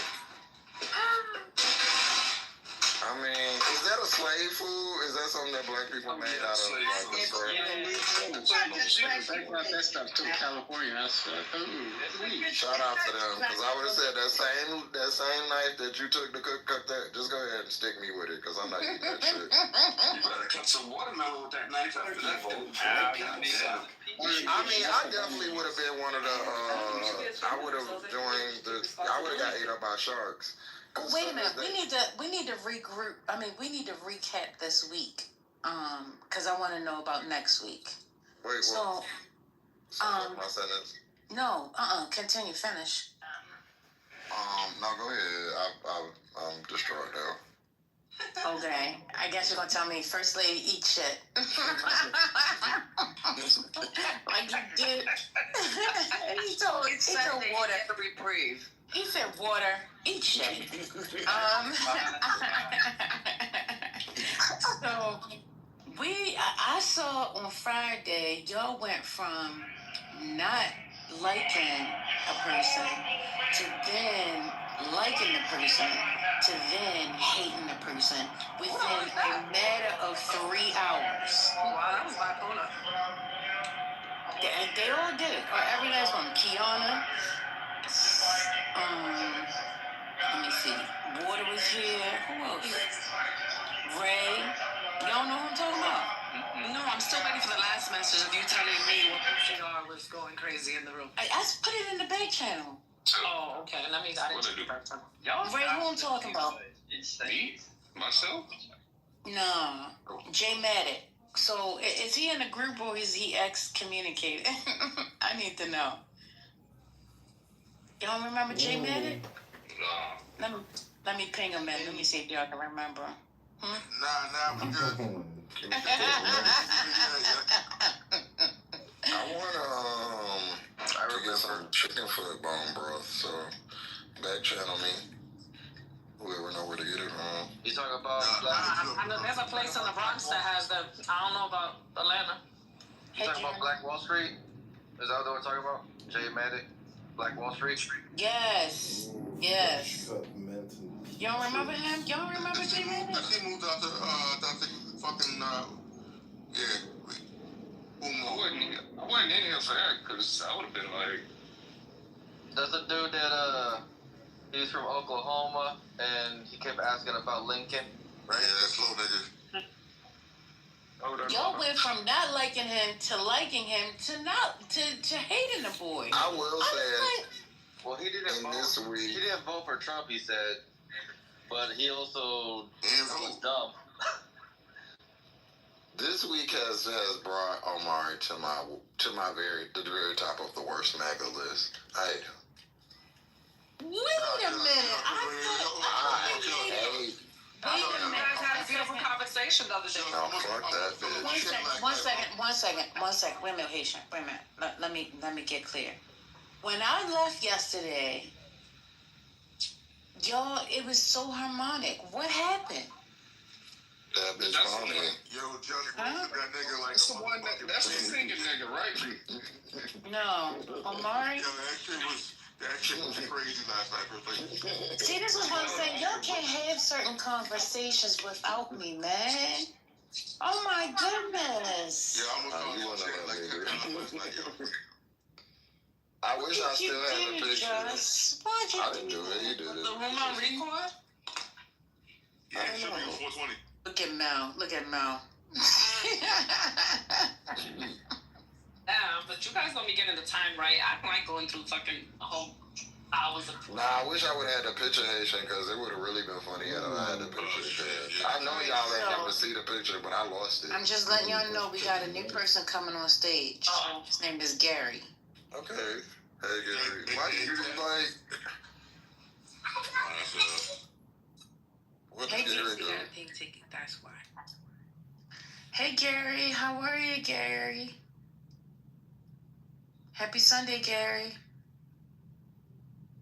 I like those glasses. I don't be seeing male presenting people rocking them cat eye frames, but it actually slaps on Gary. What y'all Gary? Some readers from Gary cool. He was I think this might be some other white man, but the other white man that looked like Gary was cool. Mr. Gary. Mr. Gary, you asked to be on stage. Mr. Gary, you asked to be on stage. I don't hear from you, Mr. Gary. What's going on? Okay, Mr. Gary. You just recorded. You got 10 seconds, Mr. Gary back in that bomb. Mr. Gary. Ooh, touch for the very first time. Like a virgin. Has that been 10 seconds? Yeah. No, what happened to What's Kitover? going on? Somebody kicked him Oh, he ran away. before he could get blocked. Oh no, he down there in the group. He about to get out. See you later, Mr. Gary. Have a good day. Come back when you can talk. Yeah, so I told you, I just kicked him out. He didn't leave. He was in the audience. Hey, Notorious. So can I finish telling you about Omari? Yeah, please go ahead. Tell us. So do you remember the picture that Omari took? And it was given like bad bitch. Which one? Like bad bitch central. Check my credentials. Where his hips was real thick and shit. Yeah. And I wish I still had it. And You he also had not his be shirt. looking at that man's hips like that. He had. Well, I mean, he had them pooched out. He had them on presentation. Wasn't nobody like, what the fuck? Oh, my bad. No, Fresh that's cup, coming from a straight up and bitches. down straight man. I looked at his profile picture one time. I'm like, why this nigga got his shit tooted up like that? Wait. So I think I came back. Wait a minute, did Just leave? I think I came in on that conversation. I heard Brooklyn asking him about some tight pants or something. And he was like, so are you saying, he said, so should I wear baggy clothes like back in the 90s? That's the part of the conversation I heard. Well, I came in one day. This was a couple of weeks ago, and you know, we wasn't really in an argument. So I thought I had took a screenshot of it because you know that's what I do. But I just must have took a mental note of it. But he kept the picture up, and it was like him. It was like a picture that a bad bitch take. Like you go to the picture. You turn around to the camera, like with your ass, like, and you kind of turn around and like look at it and take the picture. That's how he had it. You need Jesus. No, you need Jesus. He took it, and I was like, "Oh, power to the people. Straight men are out here living their best." So you know, I didn't say nothing, you know, to him. But then he wanted to try to roast last night. So I really wish I had the picture so y'all could see it. Cause just like take a thermal shirt like you might have, and if you take it and pull it over your ass to make your ass like accentuate or whatever, that's how he had it. And it was given. Felt cute. Might delete later. Don't forget the body length mirrors, like the full length gym mirrors that was in the back too. Yeah, that's how you get extra views. I mean, but when you get to working out, you do want to look at your body, like you want to see the progress. Okay, but I'm not posting it on here. Like, look at my butt. Like, period. No, as a man, the only thing we show off is our torso. We don't ever show off our legs and our lower half. And if you want to take a picture of your butt, that's for your personal use. Why would you come up here caped up on a Saturday and present it to us, especially me?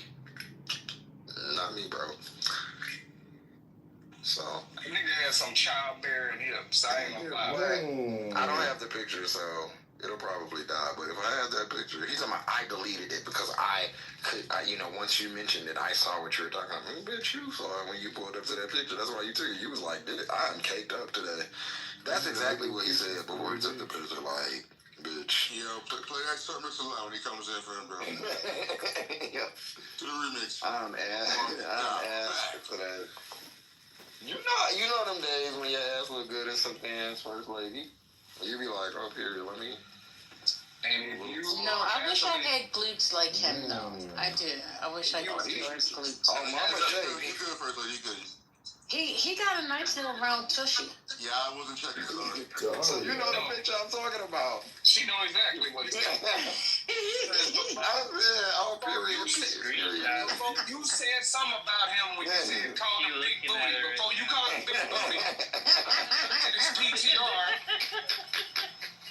Before you had called him Big Booty, I looked at his PTR. I was like, why would a nigga take a picture like that? I always call him Big Booty Mega. First lady find her lip, right?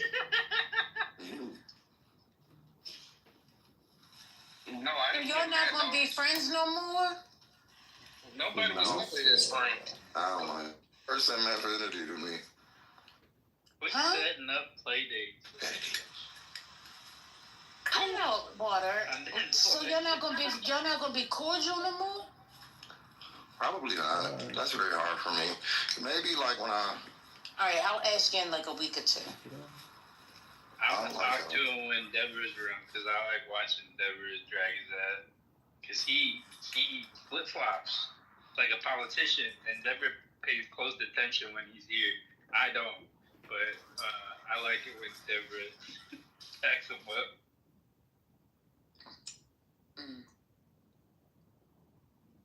I really hate that. I felt like y'all were making headway yesterday. No, you would have been mad at him too because he kept trying to say that we were celebrating that man death. That's what really was pissing me off. Exactly. Because I was like, why you keep saying that? And he was like, yes, because some people weren't. Yes. And he just kept repeating it. It was like, bitch, that didn't happen. And now I feel like you're trying to imply something, bitch. But he's always just repeating MAGA talking points like some people. I'm not going to say names. But I told them that I was the only one that was celebratory about it. Put it on me, not everybody else. But they didn't want to do that. Put the blame on me. Yeah, the people that said they was like that, they admitted it. I mean, so talk to them. Don't keep talking to me.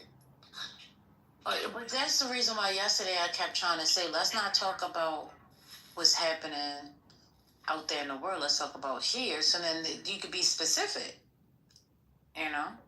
But I don't know. It is what it is. But that's what made me piss me off, because it's like you trying to implicate. Or like, once you keep saying it over and over again, it's like, are you trying to implicate? Like, is this a setup, Paul? Because I don't like how you keep doing it.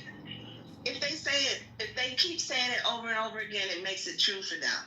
So just like they keep saying that the shooter was a leftist, they're still saying it. So that's just what they do. But I was going to tell you, our NAACP here canceled a political talk that was going to be held at my church this week because of what happened. Yep. See, Some it's politicians happening already. Damn. They're not This coming ain't out. good. This is not good. We cannot be dropping everything for this shit. This isn't good. This is not good. We don't drop it all for Gaza. What are we doing? Drop it like that. What? This is America. This happened in America. Yeah. And these MAGAs are in America. So they can walk up. I mean, my church has security just like Ashton, but they're not going to just set people up to no. Sandra, No, I'm putting up a GoFundMe for Waters' ticket to Gaza, so he could go over there and tell them all the stuff. Yeah.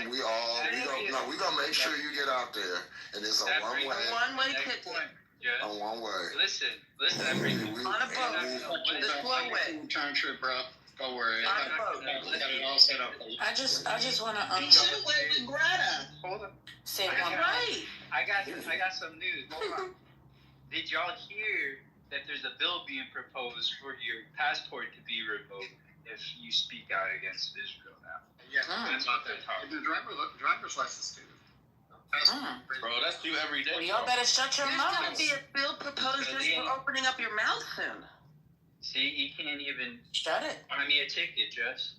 You can't even get me a ticket. We'll just put you on a slow boat. I'ma buy you a drink. Hey, what are the rules in Registration cards and then start there. All right, I just want to say this real quick. Still as of right now today, Utah Governor Spencer Cox said that the suspect in the killing of Charlie Kirk is not cooperating with authorities as the investigation into the motive of the shooting continues. He's still not telling them. He's still not saying why. He's not talking. They're telling him to say he's guilty, and he's like, I'm not. You already know you got the shooter. He's waiting for the White House to call and say, hey, we'll give you leniency. Just tell everybody you're a leftist. What did you guys think about the side-by-side photo of the one that they were posting prior to supposedly catching him and his mugshot? That the nose are different, two different noses. You talking about the dude with the red shirt? Right. No, the guy with the American, the veteran shirt that had the hat on with the glasses, versus the person on the mugshot. How much do you hate? They're comparing the noses, and they're two different noses. I agree. I wouldn't be surprised. No. How much you gotta hate your son to turn him in? I mean, this shit stinks to high heaven. You gotta be careful. Let me tell you this though. Go ahead. Anything my job say, anything to me about anything I said on here, the lawsuit that I will motherfucking enact. So we can go, but baby, I ain't did none of that. I'm gonna put the link in the chat so you guys can look at it. That's what's all gonna happen with these people, with them trying to get these people fired. I just put it now. They're gonna be in court forever. Well, I'm going on record. I ain't said nothing. I ain't either, but if they do that shit, baby, we will be in court. What I have said is simply, I don't think nobody should be losing their lives for speaking their own truth, period. Absolutely. I stand on that, and I will continue to repeat that and tout that. I don't want to see no one hurt, violence, or unalived. And I don't hear nobody verbally abuse college students just because they're getting a bag from something. Did you look at the link, Water, and everybody else, please? Look at it. Hey, can I throw something else out there? I'm at CVS picking up my blood pressure medication. I just want to say this. These people getting out of hand with these fucking BBLs. These chicks getting BBLs and this shit don't match no other part of their body. Okay, so on image comparison mode, I did a comparison in ImageNet. It's like a face detection software, and it said that the upper helix of the ear does match in the way it protrudes. So there you go. Also, be careful with some of those photos. Some of them are doctored, or they got enhancements, and those enhancements are based on like what the system thinks it would look like, but it's coming from a. Left, but what about the nose? Yeah, to me, it matched to me. No, they don't match to me. Yes. That one, the one nose is skinnier than the other nose. Did it? Yeah. No, and you gotta trust these. You ain't gonna tell me that one nose is skinnier than the other one? Come on, people, Yeah, stop. no, you totally. I didn't see that. Maybe it's because, are you looking at the angle one? Look at the it. angle stick, or are you looking at the top photo? Did you click on the image I put? Wait a minute. Let's get away from the subject for a minute, please, y'all. I tried to talk about the BBLs. Yeah, well, that wasn't a good. That wasn't a good subject. Not at all. My bad. No. I'm still working, guys. I'm still trying to learn how to. I'm still learning how to work y'all rooms and y'all spaces. Yeah, I don't. What do you want us to say about that? We don't have any visual. We don't understand. Anyway, so what's this thing about Biden's immigration plan? A federal judge is considering a challenge to a new Biden administration plan that would shield undocumented spouses of U.S. citizens from deportation. Huh? Biden is not in office. What are they talking about? Well, before we say this, I just want to say it's really up to these citizen journalists with all this plastic surgery, because they're like, oh hell no, like that's not his nose, like that's not his ear, like. What? You know what I'm talking about? No. With plastic, that woman had a lot of plastic surgery in that video, and she's like, let me tell you, my personal opinion, like that is not the same person. That's a completely different nose, because they look so closely at that shit. I should throw your ass into the goo. I just said I don't want to talk about it, and your ass gonna come right back and say something else about it. It ain't your bad. You just rude. You just fucking rude. I don't care if you gotta get it off your chest. I feel better. First lady, can I ask you a question for real? Tread lightly. Tread lightly. No, Go ahead. I really been wondering this past couple days. Are you like from the Baltimore area? No. Oh, okay. Oh, please don't ask that lady that. Next topic. Why the fuck would you ask me where the fuck I'm from? Fucking public radio, huh? Fuck wrong with you? I just said the area. I'm sorry. I apologize. You don't be at me, and then when I say it again, don't be coming. What are you doing? What are you eating on, That Josh? was very Canadian. What are you doing? Some fried chicken. Ew. You don't want chicken feet, but you want fried chicken. Okay. You just ate a beef toe, and it's still. I ain't eat no damn toe of nobody's feet. No, you did. None. Restaurant. All right, so Intel's new investigation, all right, the U.S. government now owns a 10% stake in Intel, making it the company's largest shareholder. What? You know what I'm talking about? News. That's since last week. While everybody was sleeping. Whole lot of shopping. That was last week. Yeah, just like South Korea pulling money out. Yep. Dang, they came and got their people. And their money. Said, fuck y'all. And their money. Yeah. Dude, they're not the only country that pulled out investments. Qatar pulled out 1.5 trillion because America backed Israel for bombing Palestinian negotiators in Qatar. So they said, fuck that. 1.5 is we pulling that shit back. Who's the bitch now? They're probably asking for the plane back too. Fuck that. Get the plane back.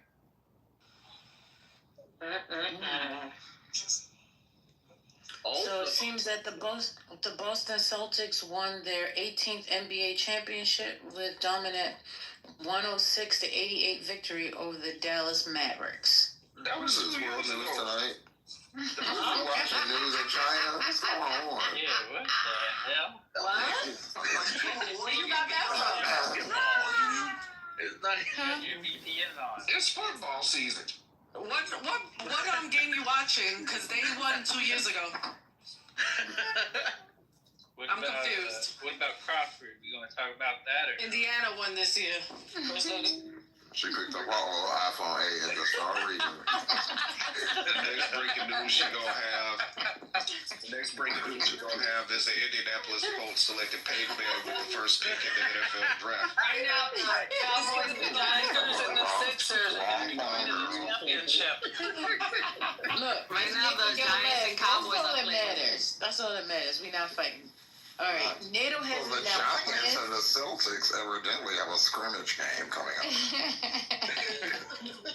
NATO has announced plans to enhance its defensive posture on its eastern flank, bordering Russia, Belarus, and Ukraine. Can you do that accent again, please? I don't know which one. No, seriously, Doctor. They just flew some drones over Romania. This is why I like C, man. C and I can laugh for hours. Y'all want to hear more damage for the economy? I guess. Yeah. Dude, so China has purchased $0 of soybeans this year. That's about 54% of all the soybean exports. So obviously farmers are tripping. Also, the 25% tariffs on auto parts and 50% tariffs on steel wiped out $800 million in profits from Ford. Ford's profit. Ford American company, right? So that's all the damage from all this shit. Dude, Trader Joe's is all out of soybeans, so we need soybeans. Trader Joe's is out of bread.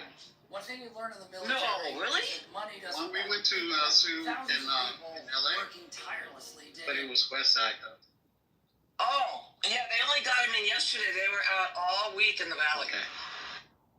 How the fuck are they out of them if nobody finds them? I want to live in a place that has a valley. What was that, Jess? Mississippi got the P Valley. No. Pussy Valley, I'm good on that. I'm thanking you all. Down in the valley where the girls get naked. They don't do that anymore, do they? Mississippi is future. Not Vagina Valley. That could be a good one. Tell us about it, Jess. Well, no, that's a retreat. I don't go there often. I actually speed up past that exit. I heard the seafood's great in Vagina Valley. The seafood. It should be no seafood. I thought that was a landlocked area. There should only be inland flooding in that specific part of In town. other news today, Obama was just elected as the 44th president of the United States of America. That came from Lavender. We can. I wish. Yes, we can. I wish. Now she reading from my BlackBerry. Mic drop for you. Wait a minute, Michelle said she had to go to 3 different grocery stores for pita bread today, and then tried-tips yesterday. 2 of them at Costco's was $85. $85. That was then I went to Everstone's. It's $6.99 a pound. $6.99 a pound. But almost 2 pounds of fat on them. Forget it. Oh my God. This is not good. Girl, What? you went from France to the Ivory Coast Yeah. to Taco Cabana. Chinese Treasury's holdings are the lowest since 2009. That is Clubhouse. That's Clubhouse news thing. What year is that news from? It's Clubhouse news. What's going on? $42 for a tri-tip? Does that sound? Somebody baking a cake? No, I'm putting my ricotta away. Ricotta cheese. Oh, that sounds nice. That's just thing. There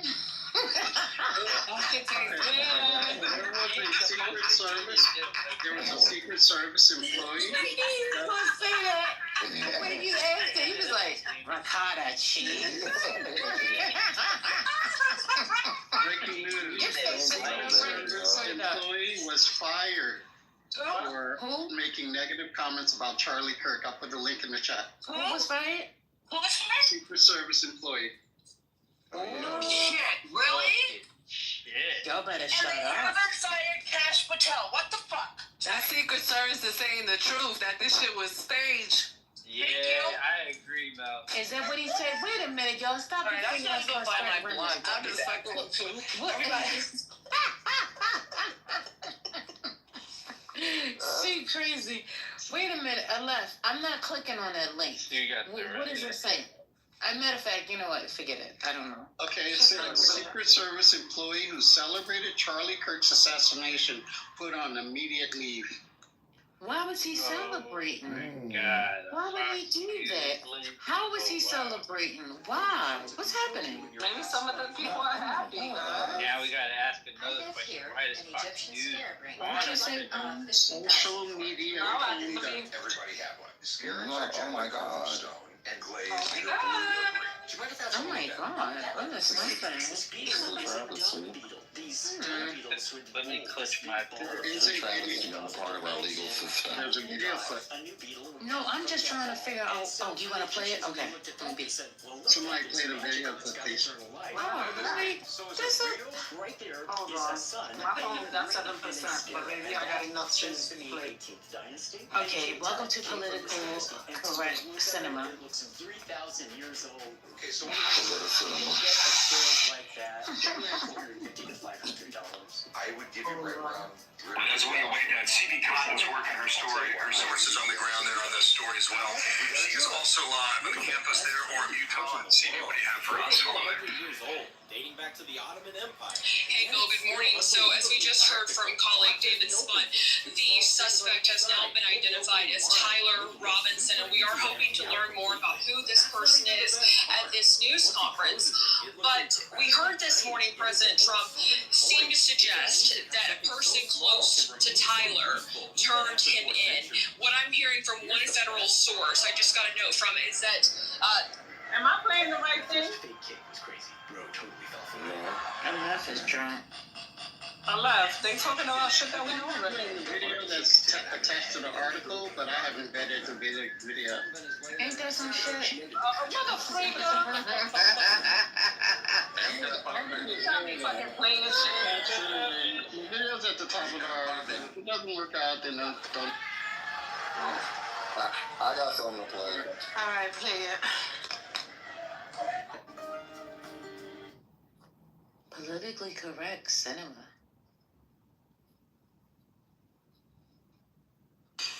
Billions of dollars to mental health and the homeless population. A lot of them don't want to take the programs. A lot of them don't want to get the help that is necessary.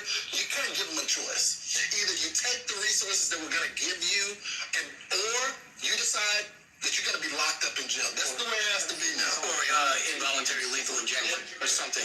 Just kill them. They have given, it actually happened when we were together on Wednesday, Lawrence. In the morning, we were discussing the murder of Irina Zaruska in Charlotte, North Carolina. How to stop these kinds of attacks by homeless, mentally ill assailants, including institutionalizing or jailing such people so they cannot attack again. Now, during that discussion, I wrongly said they should get lethal injections. I apologize for that extreme callous remark. I'm obviously aware that that old Mentally Ill Homeless People Act, as the perpetrator did in North Carolina, and that so many homeless people deserve our empathy and compassion. Lawrence, back to you. It's worth a lot more. It could be.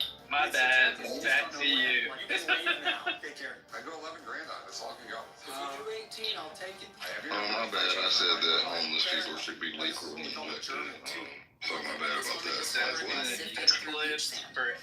His job is not in any type of danger. This discovery is a reminder that even clean-looking sand may hold unexpected Now he's surprises. suggesting people be murdered. Look, that shit was like the most, like, he should be in jail for that. Like, he shouldn't be fired. He should be fucking imprisoned for that.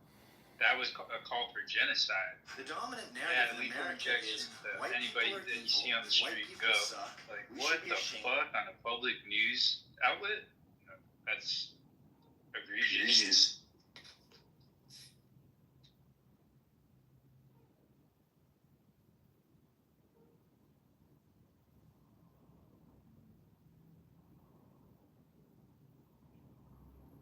Y'all quiet? What happened? No, your phone broke. It doesn't have anything to do with it. My phone broke? Yeah, you just can't hear us talking. Oh. Have y'all ever had one of your comments go viral on the gram? No, just he has his comments going viral all the time, and they always blocking him. That's why I got my Instagram taken. That's why he got to burn the Instagram. That's crazy. So I get you now. That's a, I don't know, Judge. If you bold enough to talk shit to me in the comments and I go to your page and your whole family look a fool, then that's the decision you made that day. You knew how your family looked before you came at me. Oh, you should have left me alone. But you probably said something first, because they wouldn't even know you if you wouldn't have said something. No, they always say something derogatory, like, so I'll be like, it goes pretty much like it goes in here. I don't ever start down with these people. They always like, shut up, fag. And then I have to go and look at them, and I'm like, you shouldn't be insulting anyone. And you look like Herman Munster. Wife be ugly. Oh. Broke. Go to the page. Come on back. Come on back. Come on back. Come on back. He even argues with celebrities. Yeah, Kim Zolcia, roaster every day. Mel gonna tell it all. You hear me?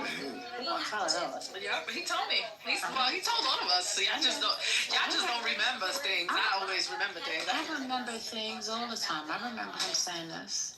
Oh, okay. But I didn't know That was back in the day. I be chilling. I don't really be doing that no more. Like usually now when I be seeing comments, I just shake my head. Like just hilarious, the whole thing with T.S. Medicine. I really want to say something, but I've kept quiet. Do y'all like Just Hilarious? No. Any business. What does she do?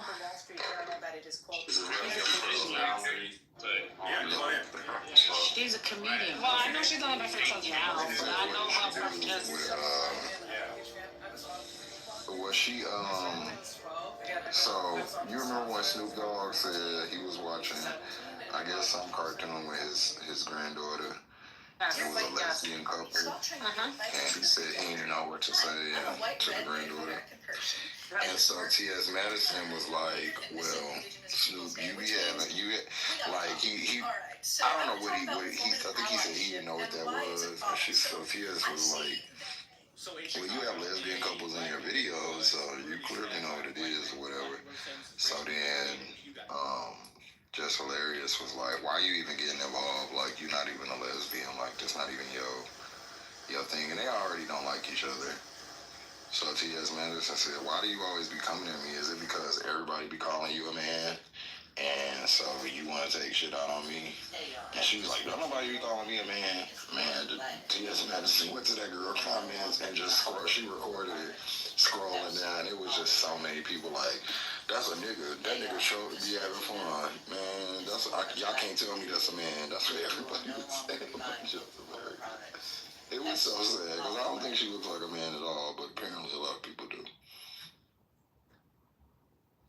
And anything new on the investigation? You Yeah, I don't really know her to like her or dislike her. I know she was doing she was doing some private comedy stuff before she got on fucking Wildin' Out. And then she was on Wildin' Out. And then she got the Breakfast Club situation. So the real question should be, is it a better trade-off? Well, was it a good trade-off to go from Angela to just Well, it wasn't a trade-off. Angela wanted to leave. Remember, they didn't just move Angela. Angela wanted to leave. No, I know that, but I'm just saying, is it like to go from, that person to that person? Do y'all think it was? They're two different people. They wouldn't let Angela talk most of the time. Well, Angela wouldn't talk. She'll say something and Charlamagne and them will cut off. You could tell for years they ain't get along. But then they let Jess and Lauren talk. Yeah. I don't know how old Lauren is. I know she's over 21. But can we just talk about how much of a baddie Lauren LaRosa is? I would definitely say, with Jess on the side. The one that was doing Diddy's trial. What I was gonna say, so Angela Yee and Jess Hilarious, they just two different people. They like night and day. So. Yeah, Jess got more of a dominant personality than Angela. I don't really love Angela Yee that much either. Yeah, she didn't bring anything to the show, so when she left, it wasn't like a loss. She's not an Angie Martinez, I'm just saying.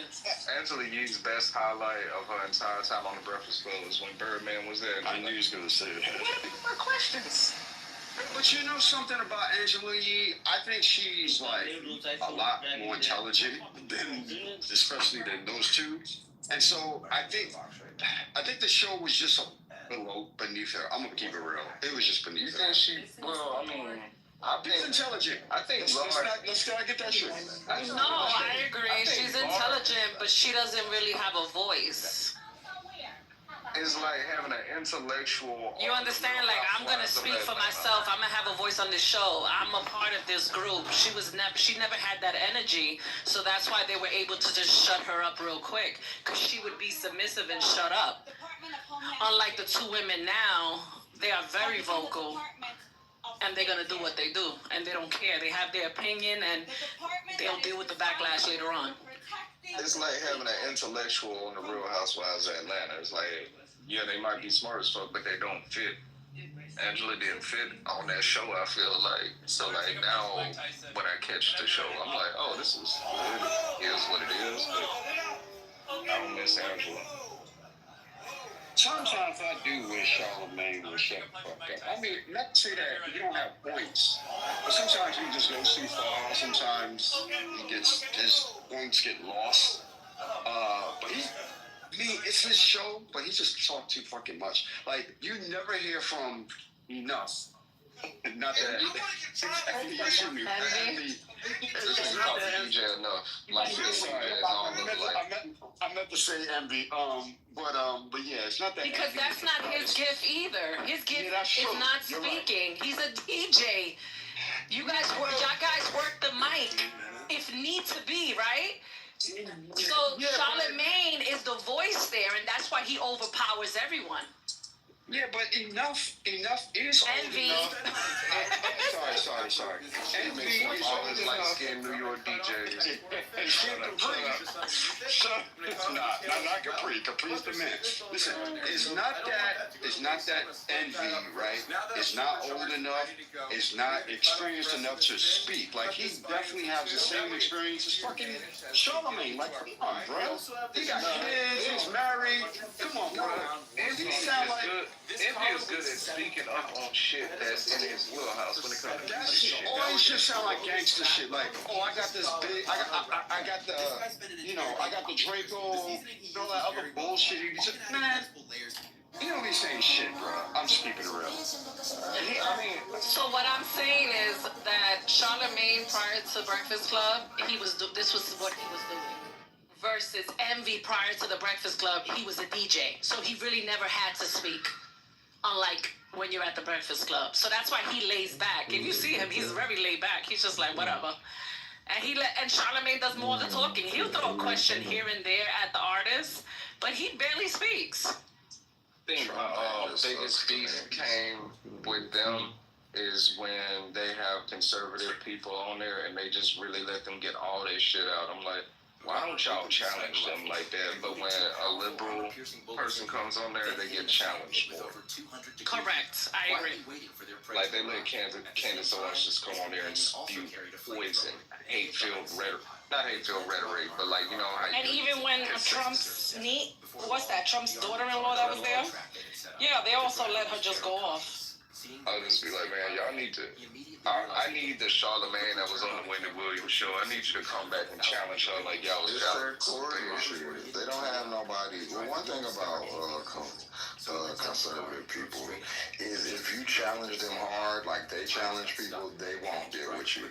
So like the people that would like really like fuck Candace Owens up, she won't go on that show. But Charlemagne,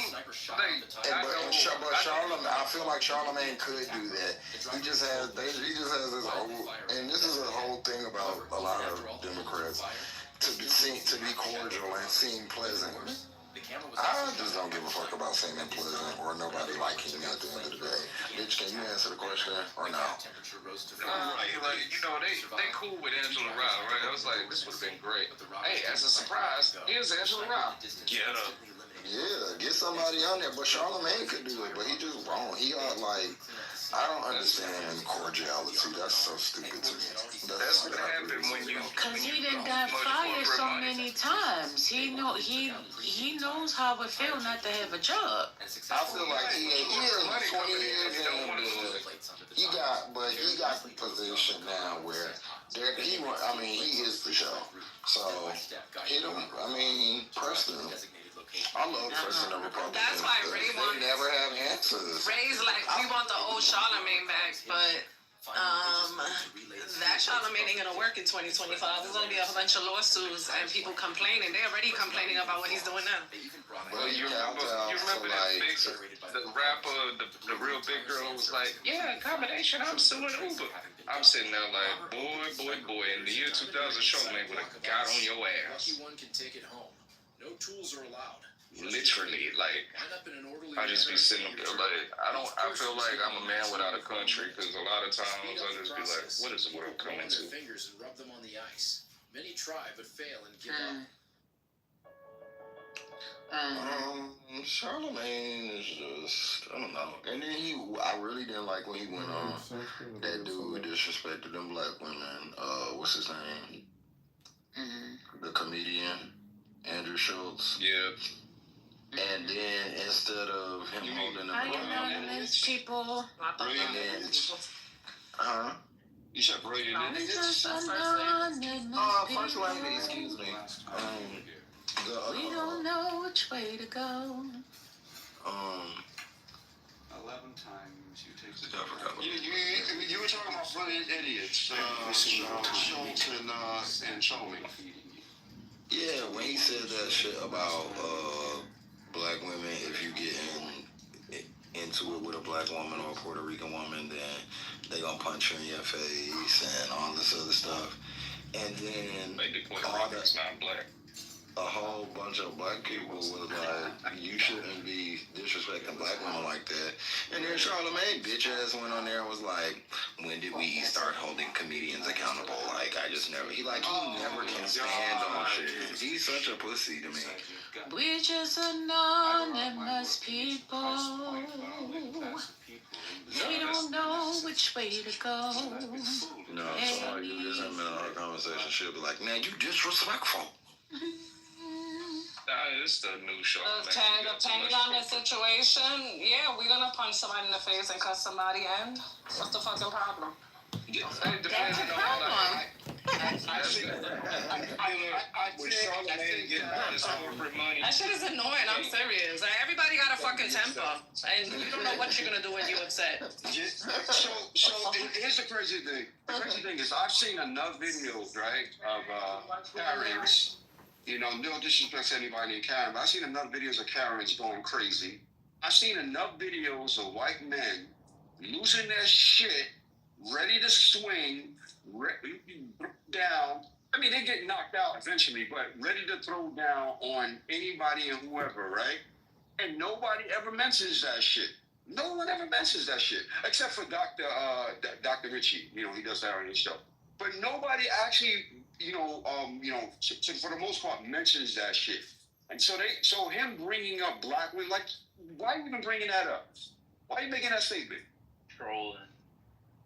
Like, what the fuck are you doing, Schultz?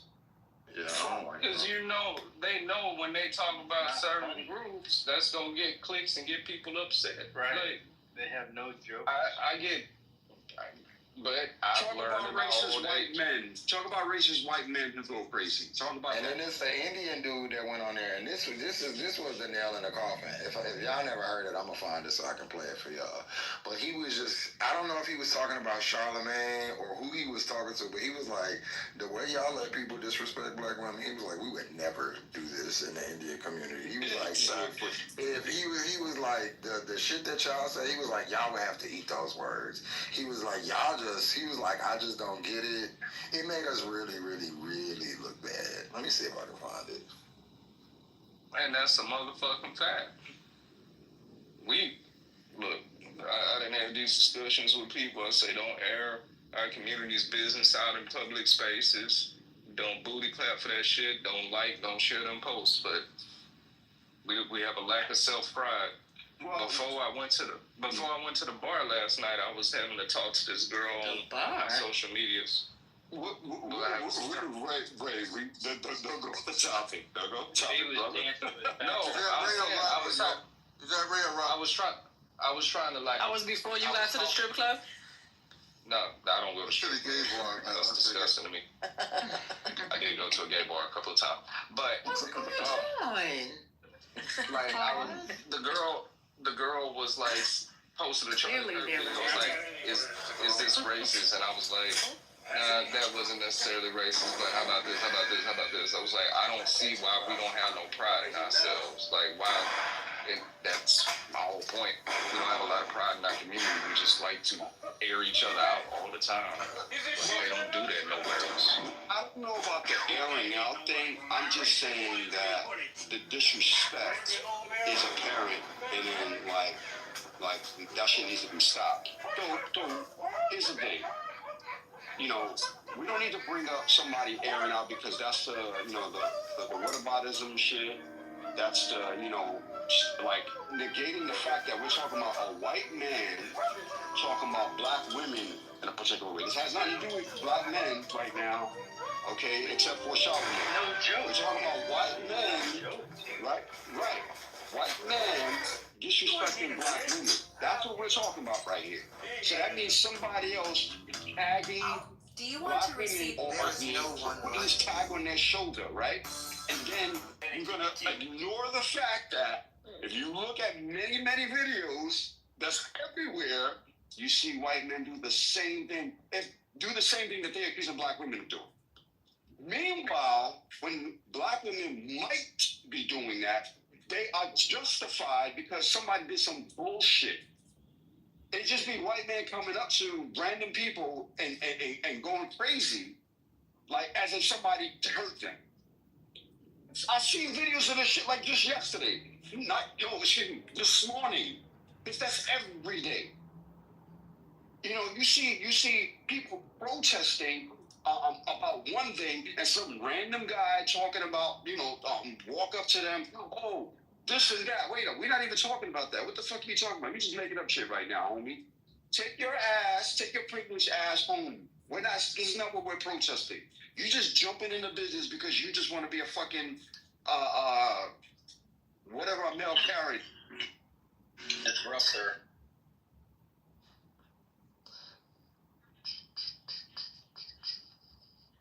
This is every day I see videos like this. It's not like once. Every day. Every phone. It's gonna get worse because now after this Charlie Kirk business, their fragility has gone brittle. They're brittle now. Their fragility.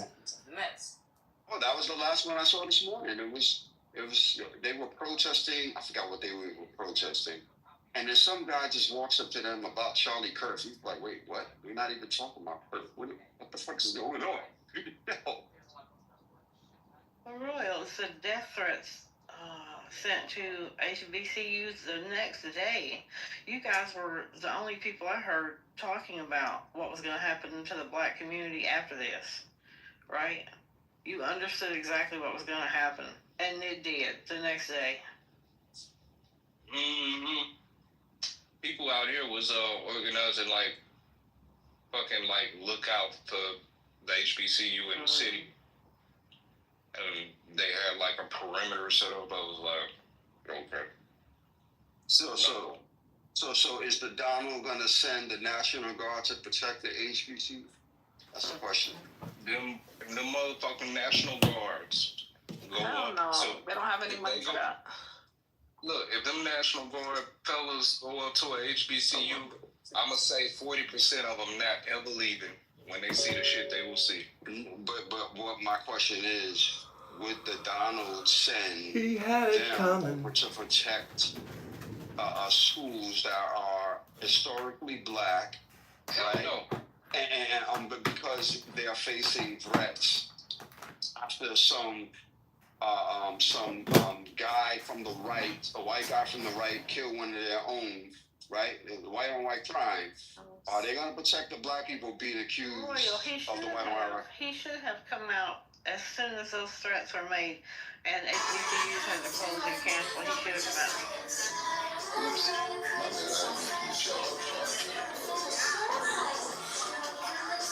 He should have come out and said, "This is wrong. You can't do this to people. You have to stop now." But he's unable to be an adult or think critically or try to pull the country together because he doesn't want that. I found a clip that I wanted to play. Don't take your guns. Generally date them, but I have. What I find corny is my preference is not my women. Now I thought it was I'm not dating my women. Pure sex is put the limit corniest human being outside of criminal to me. Pure sex. Those are your roots. Those women are reflected in your roots. So if you're saying, What the fuck is that? That was a commercial in the middle of your video. and hey, what I find corny is my preference is not my women. Now I thought it was I'm not dating my women, period, which is the corniest human being outside of a criminal to me, period. Those are your roots. Those women are reflected in your roots. So if you're saying, hey, I don't generally date them, but I have more space for it, even though I still think it's a little corny. Akash only dates brown. Akash has been with one girl in his life, who is his wife. That's my wife. That's an Indian woman. This is like loyal through and through. And I understand it's not as important for y'all, but as an Indian, there's not a lot of us who are famous. So whether you like it or not, people are looking at you as a role model. You guys have established yourselves as role models. From Sims to Pimps, which is another motto I find kind of corny, but I looked into what you guys are about. And a lot of this shit is just childish, which is fine if you want to be funny. We just talk about how doctors ain't shit for 45 minutes. Mm-hmm. We are not in any way life coaching. We're not in any way trying to help men outside of, hey, come have a laugh for a couple of hours. Right. If you're going to paint yourself as life coaches and then say shit like, my preference is, which is honestly bullshit. It is, I don't want to date black girls. That's the way every black dude that fucks white girls says it. I've dated black girls in my life. All right, bro. Who the fuck hasn't except me? I mean, everybody's gonna dabble in everything. It is the mentality that I have an issue with, and Alex is upset with the specific words, true, but underneath it, he's upset with the mentality. And a lot of stuff you guys say in general, I think, is stuff that's kind of childish. I saw a clip where you were like, oh, the nuclear family's falling apart. What do you do? I don't get married. Just don't get married. You actually trying to help men, or you talking to fucking incels who are 18 years old? That's some shit you said at college. I'm gonna turn you from a simp to a pimp. All right, bro. Can we grow up? You guys are self-help. If you are, hey, we're trying to help men. So either we're funny. An employer employers are being Or notified help it Monday and be with real your and be best honest with tips yourself for and don't have an ego like, having I people just, on I have Monday a getting preference. Be criminalized. honest. Let's just be mature about what we feel. And part of that maturity is, yeah, it was a bad joke. I don't actually feel exactly that way. What I find corny.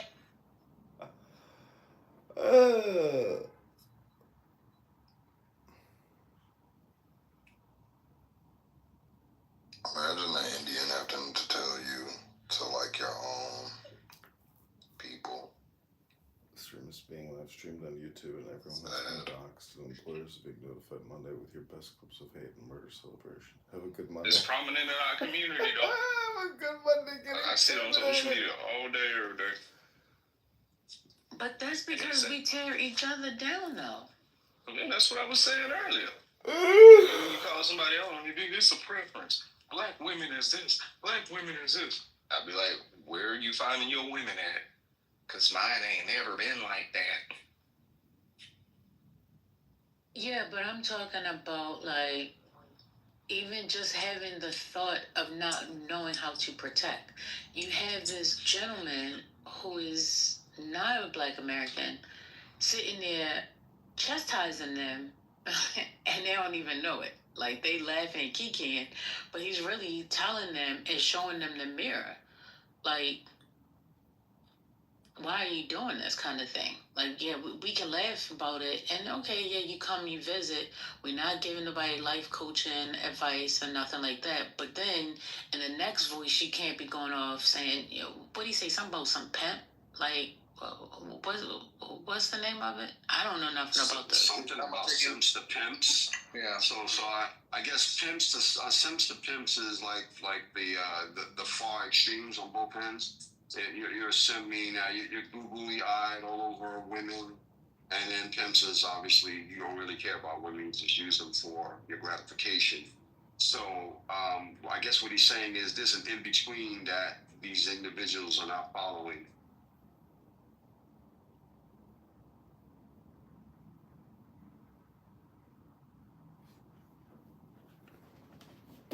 I've never heard of it until today. Simps to Pimps. Me neither, but I mean, I guess the words make sense to me. I get what they're trying to say, but it's not cute.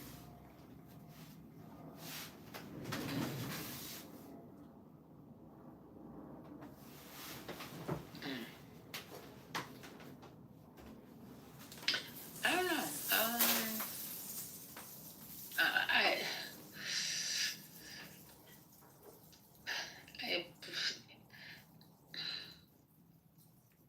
If I use this app as an experiment, right, and I was to tell the truth about what I've observed, I've been in some of these spaces, and I never forget this one guy. I'm not gonna call his name, but I was sitting there talking to him, trying to, control the stage, and he just went off on me, called me all kinds of bitches, and I mean, his voice, when he speaks, he rattles a room, right? He's like, Hi, Holly. I'm not done speaking, Holly. Shut up, Holly. I'm not finished speaking. The more gentle that I was with him, the more angry he became. And I was like, wow, like, y'all talking about what you want, but then when you actually see it and it's around, you can't even receive it because you're so filled with toxicity. But I've also seen it on the flip side where... This is called liberal projection. Okay. Where the girls would respond to it, and then it's a whole argument, and then they can sit there and put it off on the girl, like, yeah, okay. We can go ahead and fight. And then they'll be like, see, look, she disrespectful. She a loud ass woman, and this black, this is what I'm talking about. You get what I'm saying? No. What happened the other night? Was that nigga who was like, why you gotta curse? Why you gotta curse? See, that's some lady, like the Jesus freak, the singing nigga. Manfinity. Yeah. That's why I was like, kick his ass down, man. He'll bait you into that shit. Then when you Kick get his ass upset, to the goo. you are the stereosk. Fuck that shit. Kick his ass to the goo. No. No. My affinities are bad. I was reading something else. Daddy, did you read the comment in the chat? From who? Oh. This room is being live streamed on YouTube, and everyone has been doxxed, and employers are being notified Monday with your best clips of hate and murder celebration. Have a good day. Monday getting terminated. It is being streamed, and I went on the page, and the person has countless streams of this page, this room. So I think maybe we should. He put the link in there. He's from JB or. Yeah, it's that same Kitover person. But I think we should just start having the room in like one of the private, because this, if this keeps being streamed, I'm not gonna keep, because I can't keep doing this. Yeah, I mean, if you go to the page, you just on and on and on and on and on. It seems like every day they've streamed on.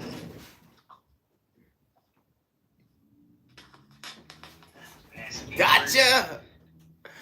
Gotcha ass! Motherfucker! This is some bullshit! Motherfucker, he been live streaming You us? gonna contact your bot, Porter? You gonna contact myself? Motherfucker! I hope everybody, go to the link. Motherfucker! YouTube page. You can file a privacy report and complaint. I advise everyone to do that. I ain't read it. Motherfucker! He done recorded us talking our shit! Projecting our hate! Again, like I was saying about, Hi, hate Danny. and stuff. It's just like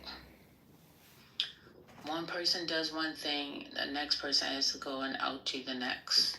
And even in this situation, people are having conversation. Your employer Nobody's already going knows out exactly what you seeking said. these people to come in and have a You conversation. had a job. I know myself. But you're gonna have to get in the unemployment. politically Maybe when you correct file that stance, unemployment letter definitely and you have to said it appeal and get that over and administrative over judge, you again. can Do say, not stand somebody for was any kind of recording me on violence Clubhouse and talking unaliving my shit. anyone. That is the sentiment of this space. It wasn't me. However, you can there try have that been line. people It who might have said work. certain It things, wasn't me. and we have That's not continuously my asked voice. them That's AI and repeatedly generated. That could asked be them not another to little say bullet that. point you But put in if there. a person continually listened, there was some additional information to that, so it wasn't necessarily a celebration. But please do not respond in any other additional way other than what I am speaking on, because I'm coming from a place of let's keep the peace. Yeah, but you don't know what I was going to say. What I was going to say. I don't know. Was, We also don't authorize John Kidmore to record us, our rooms, streaming it on YouTube for 24/7, 7 days a week. We do not authorize that either. Is it come up as private for y'all now? Yeah, because he blocked you out of the room or he kicked you out of the YouTube live video. So the thing about it is people, they create things in their head. Like even reading this post, right? It's saying things that weren't said. So it's like, oh, you're just going to make up shit. Everybody's stressing about Monday! Make up stuff. Anyway. Well, make sure that you record this. I don't authorize YouTube or you to use any of my voice, any of my IP, or any of my speech freely and without payment. And if you do, I will be seeking legal recourse. And that's clearly stated on this recording. So I'm going to make a report, and I will be putting the timestamp on which I made this statement. So Timestamp. I don't think y'all. He owns it. It's his IP. It's not my IP. The filmmaker. It's not mine.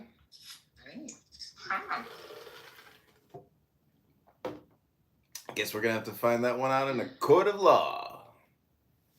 Did I put a damper on the room? I feel like I just sucked the joy out the fucking room of hate. Fuck, I got work Monday. I had a job. What happened to my job? But anyway, I rebuke any of that energy. And, I rebuke Are we it! getting back to the conversation, or are we just gonna end this piece? What y'all want to do? I crushed it. I sucked the joy right out of it. I'm going up yonder. Going up yonder. Huh?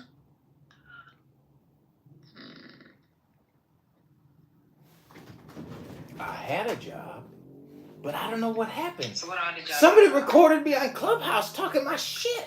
Oh, for the last past hour or two? Regular life. What's that boy name? Charlemagne the God, Monique. We had a long conversation about Monique. Oh, what's going on with her? She did something. You know, that crazy Mel said that she was live, but then I don't know if she was saying that was an old live. I had or was a it job. a new live? Mel, you still here? It was a new live. So Monique! what happens is when she goes live, they screen Monique record, is so just like John unique. Kitmore's doing Monique! right now. And then they replay it on the blogs. So it was a live stream. We just didn't catch the live. We catch the recording. What was she talking about? Tyler Perry, and I didn't get to hear the whole thing, but it was in regards to Tyler Perry and Oprah. I was so good at So it was psyoping a real. people. I mean, it was a. Yeah, it was current. You know what? You know what the It was real me. I essence was of talking about psyop it. is? That's what Just we was talking communication. That's it. Oh. It's Yeah, it was suggestion. current. It's just transmitting words, but it has to be read. And he actually just read it, so it wasn't me that psyoped the room. It was him, because otherwise most people don't look at the chat. John Kimmel also confirmed on the recording that he is using someone else's IP. Oh no, she He also busted mentioned me. that. Dummy, it's He also my mentioned that he lost IP. his job. I've already gone So through that's all why he this. ain't working. I've already gone through all this. It's my IP. Why do you think my YouTube Right, channels are baby. still up? Yeah, It's I because just- I control and own the copyrights to your room, madam. Just because you have a voice doesn't mean you own that voice. You are speaking in a public platform, in a public sphere. That's why he has the phone Look, slanted. now he talking back to the to nothing. That's why he has the phone slanted, so that we I can live see rent free in all your he doesn't have brains. jobs. I ain't even gotta pay rent up in that house. Oh yeah, don't worry. I live rent free in your brains. And on Monday, you all gonna get fired. Cause we know who every single one of you are. We know from your profile who you are. And we know who your manager is. And we know who your employer is. And Monday by noon, you gonna be terminated. Walking papers, you going home. What job? What job? I ain't got no job no more. You gotta file for unemployment insurance. Yeah, we can do that. We're gonna open lady or now or I'll open it. Doesn't matter. Happy days are here again. Patty can open. Huh? I said you can open. I'm trying to see something real quick. Yeah, well.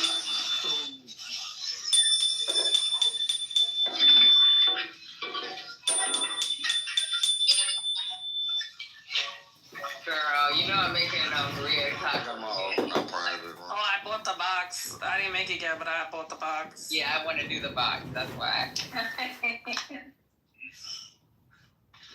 It looks good, right? Yeah.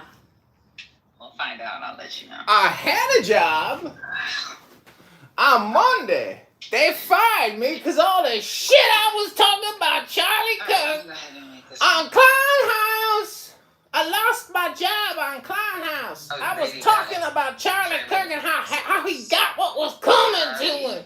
He got what was coming. I'm about to pin this link. We sucked the joy out your room.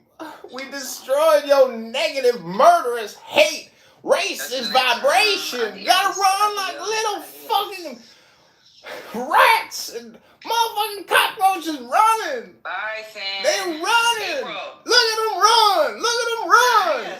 They're all getting fired on Monday. 12 o'clock terminated. Here's your walking papers. Bye. Go next door. We're about to shut this bitch down. Right back to the new one. And we back. We back.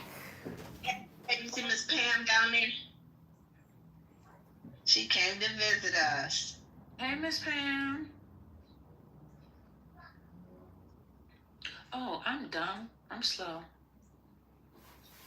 Again, it's Sunday. No, you're allowed.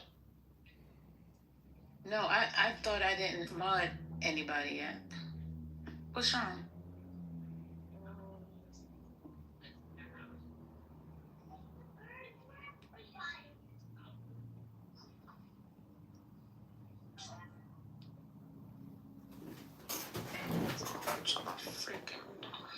Hello.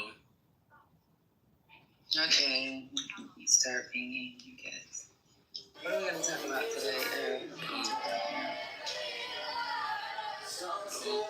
It's okay, everyone. This is Jordan. How you doing? How you doing, Joe? I'm good. I don't Hi, trust your Jordan. voice. Hey, how are you? Are you live streaming? Hello. Is it me you're looking for? I've been wondering why you are. There you go. Ah.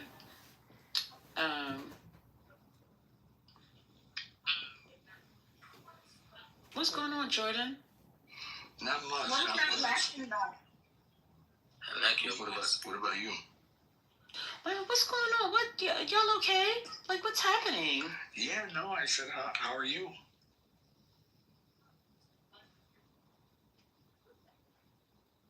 Hi, Deborah.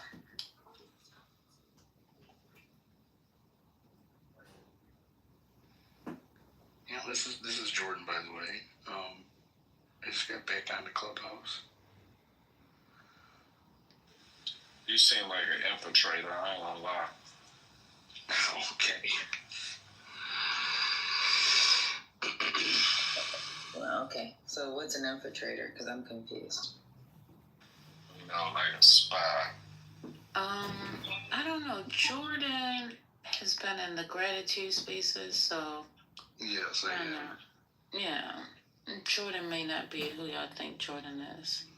No, I'm actually really nice compared to some of these people online here. What you mean, these people? Keep it up, okay? Leave him alone. It's not personal, it's business. And the business of America is business. If you're not prepared to be recorded in public social audio spaces, then just close your mouth or hit the leave quietly button in the upper right hand side. Honestly, I mean, nobody should have ever gotten killed. It's a business. How are we going to pay off the national debt if we can't create any income to pay our taxes to pay down the debt? Duh! Medicare, Medicaid forever! What's your answer? Don't pick neither. How about that? How about that? I'm not a big politic person. Catch me outside! Neither was the correct. How about that? He didn't answer. Neither. Okay. I'm like a parasite, and you're the host. And sometimes you can't shake that parasite because what the truth is, the parasite and the host are one. I agree. But that wasn't a question. I live rent free in your brains. We have thousands of recordings of your room. Every stupid thing you've ever said has been put on every platform by this asshole. Okay. You could also just stay in the goop. Everybody knows. Yes. Well, a lot of people that may follow me from the gratitude space. Hey, Rondell! They may think that that's where I still am. So they probably are like, you know, I know her and she's like this other person. So they didn't understand that this was. Also, don't forget, I'm running for the That's what I'm 16th district in Illinois against Darren LaHood. Go to johnforcongress.com. That's really the reason why I'm doing all this. This is all just political science research and psychological research and communication experimentation. And also, I hope you think it's comedy because, I mean, I know I'm not like the funniest guy in the world, but I think my voices are pretty funny. So. Who's worse for the country? Who's best for the country? What do you Which one are you picking? Okay, this is another new episode of Politically Correct starring Patty and First Lady, Sue, April, Deborah, Cultural, Jeremy, and Sin. But I don't favor either of them. But what's the full question? No, it was just not overthinking. It was just you choose something when those two names pop up. That's it. Yeah. This or that? Yeah. You can go with this or you can go with that.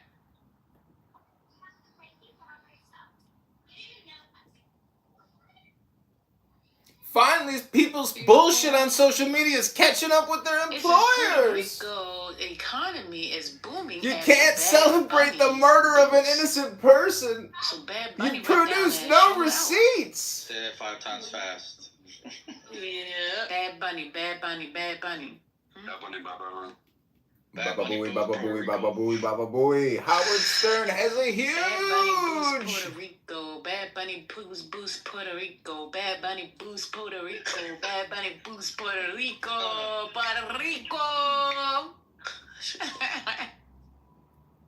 Y'all crazy. How you feel about him not coming to the U.S.? How do I feel about him not coming to U.S.? I think I'm glad that he didn't come to the U.S. He's standing for something. A lot of people don't stand for shit. Oh, he bounced? But he's like, I'm in Puerto Rico, I'm moving.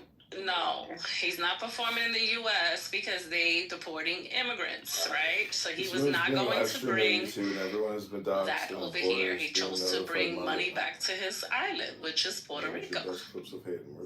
So obviously the Airbnbs are being used, hotels are being used, so everybody's making money, including him. But the tour's about to finish. I think it was this week or next week. But I think eventually he'll come to the U.S.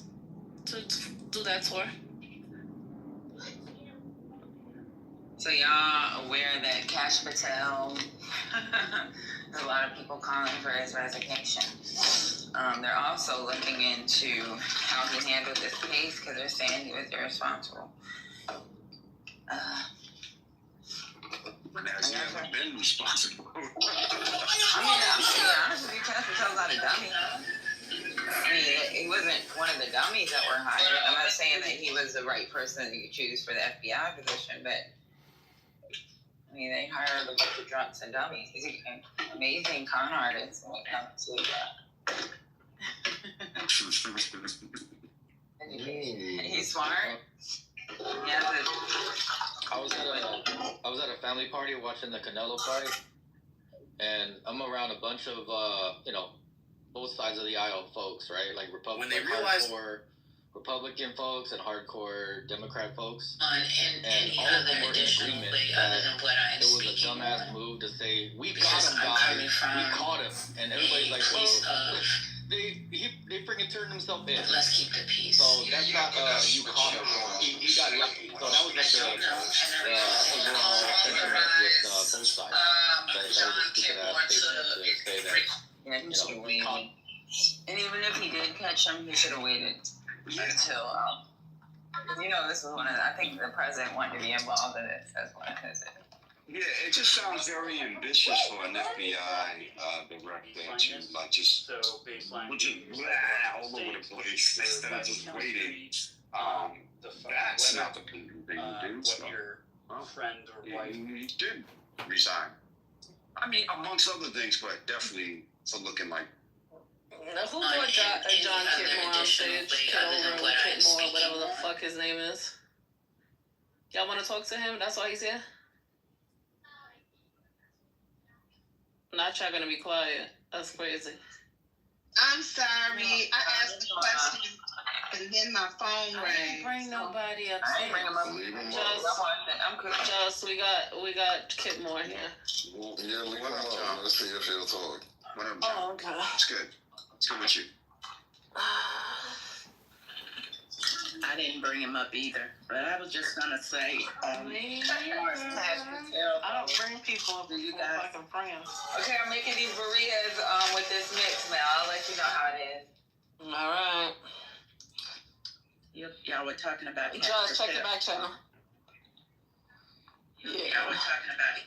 Are we saying that this dude that's the picture of the dude that streams the? Yeah, that's the little penis dude. Yeah.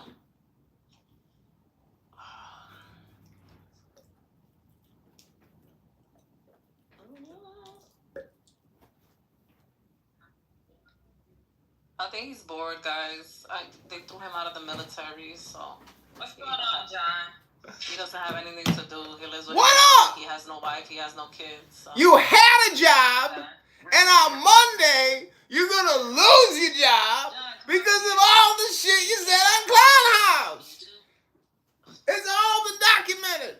Your employer, your manager, your hate, your celebration of murder. You've been reported and doxxed. And on Monday by 12 o'clock, you're gonna lose your job.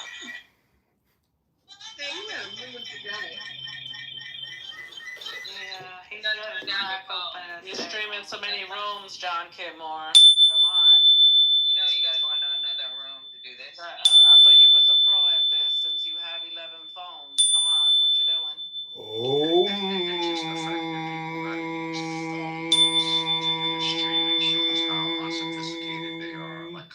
Oh. That's how you do the Om mantra. You take the deepest breath of the day.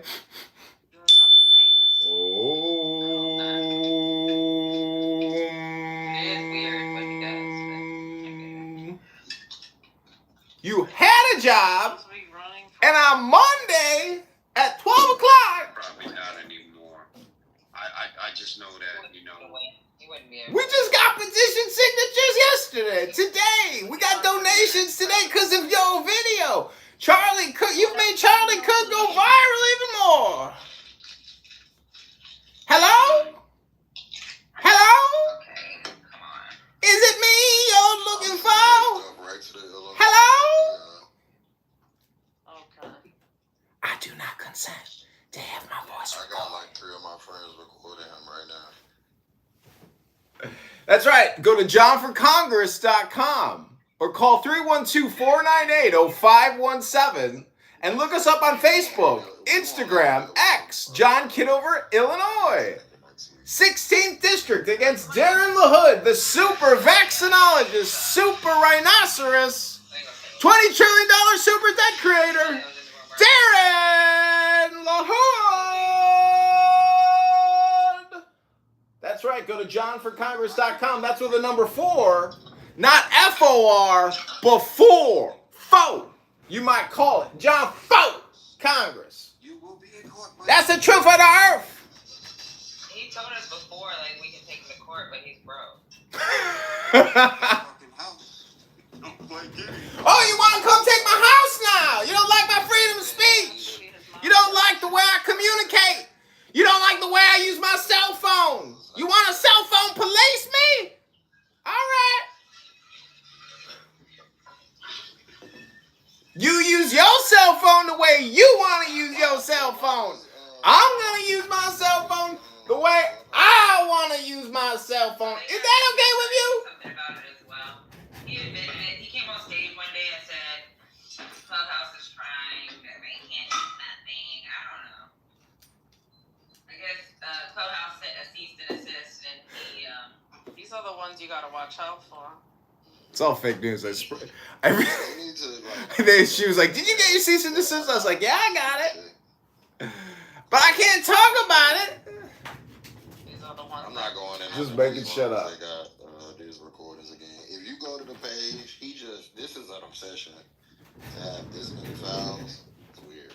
Obsession, you're the ones who keep coming here and talking your shit 80 hours a week. It ain't me. I'm a listener.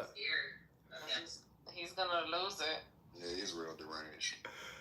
Oh, really? We'll go back and watch the recordings. We're gonna find out. I've had to absorb all of this toxicity. Yeah. What's the story behind this? He's a fucking crackhead. He's ex-military. They threw his ass out. So now he's recording mad clubhouse rooms. How do you know how many files he has? Look at him. Hey, Jeff, you been to a Red Branch yet? Off of They got my PTR off. This is awesome. You see, this is how the mind virus works. It's called stirring the pot. It's creating energy. Automating. Here we go. Another John Kitover room. Another John Kitover struggle session. We did it. We've achieved critical mass. We've achieved critical mass. Can you play a Jay-Z song? Like No one going back to Jay-Z. It's not like he. Hey. Oh no. I'll play something real quick. If I don't spot it.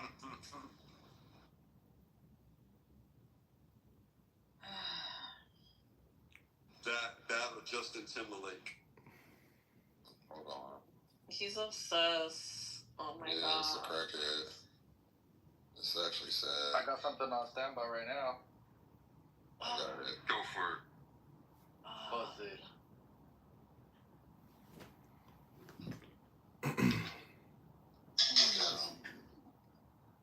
John Kitover struggle session.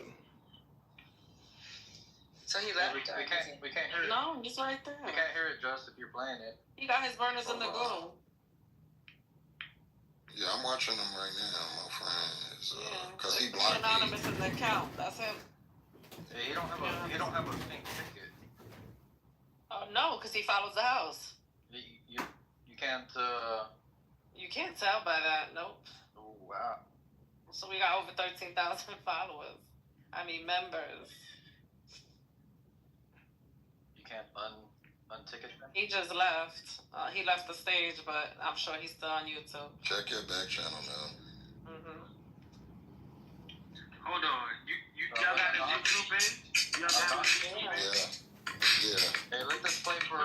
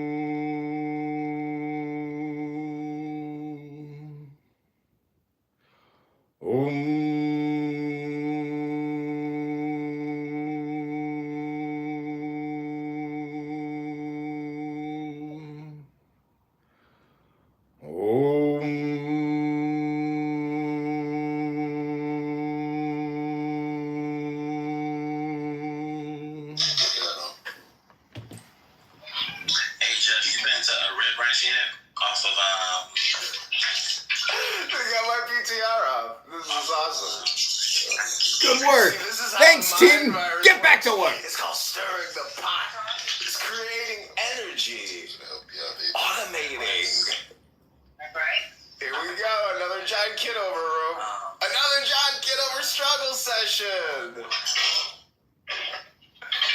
We did it. We've achieved critical mass. We've achieved critical mass. You play a Jay-Z song? Like No one going back to Jay-Z. only blaming it on. It's not like he. Hey. Oh no. I'll play something real quick. If I don't spot it.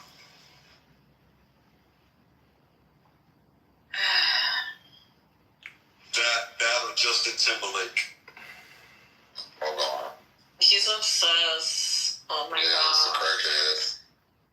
It's actually sad. I got something on standby right now. Got it. Go for it. Bust it. Look at him.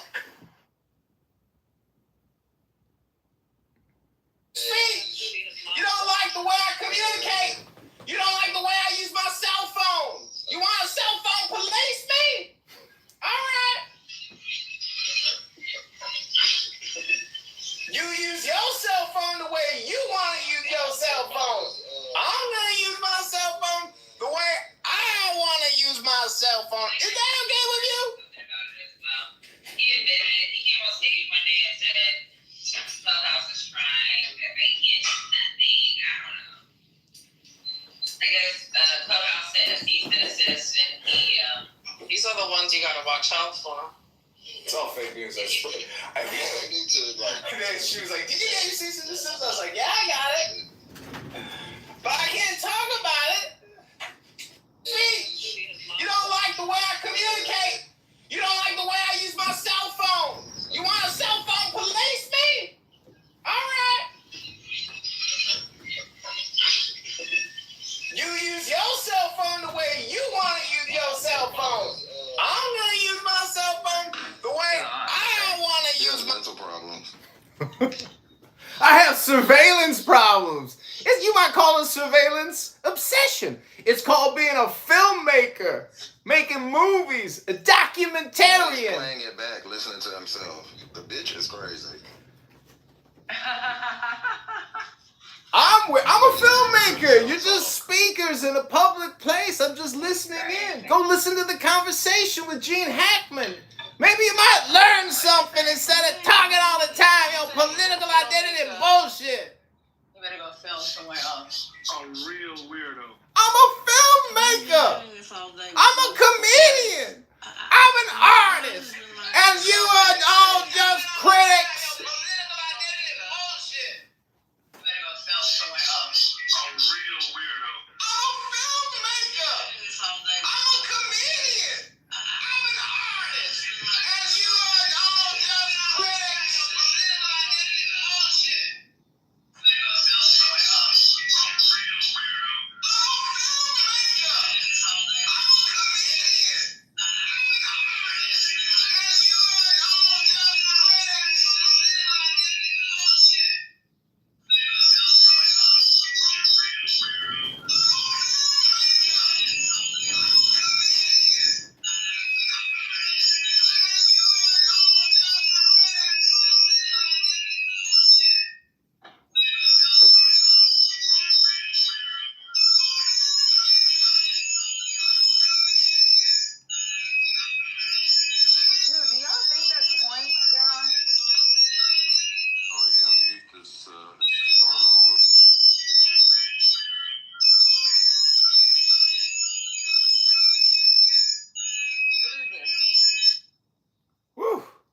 Do y'all think this is point?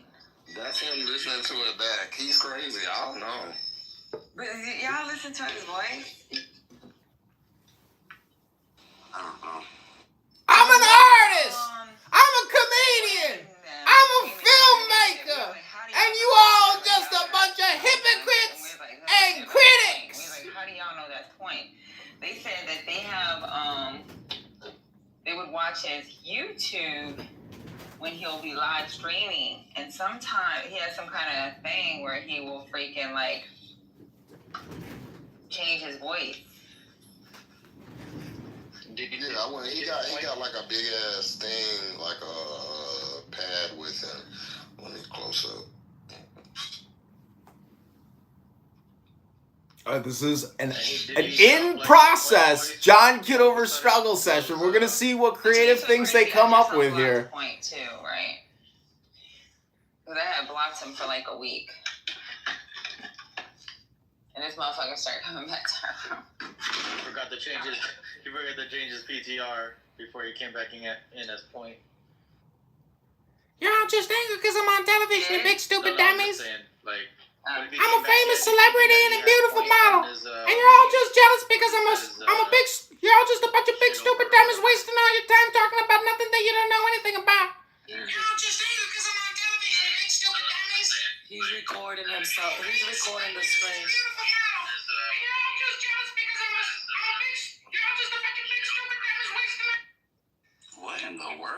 going on in this? No, that might be Is that point? That's the point. I don't think so. If it was point, he would have been showed his face. No, that's not point. This is Kitover doing that, speaking. This is the John Kitover Show. Welcome back, everybody. Go to john4congress.com. Hope you all are having a beautiful Sunday. This is a politically correct John Kitover struggle session because they've all been reported to their employers. I've added them to the Charlie Kirk hate database. Their employers have been notified, and on Monday they're going to be terminated.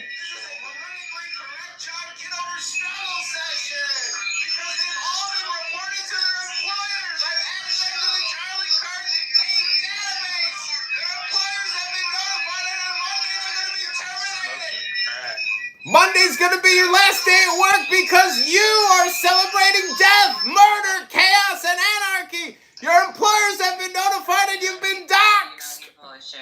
If he really knew my job, he knew that I can't get terminated. Stupid. That's crazy.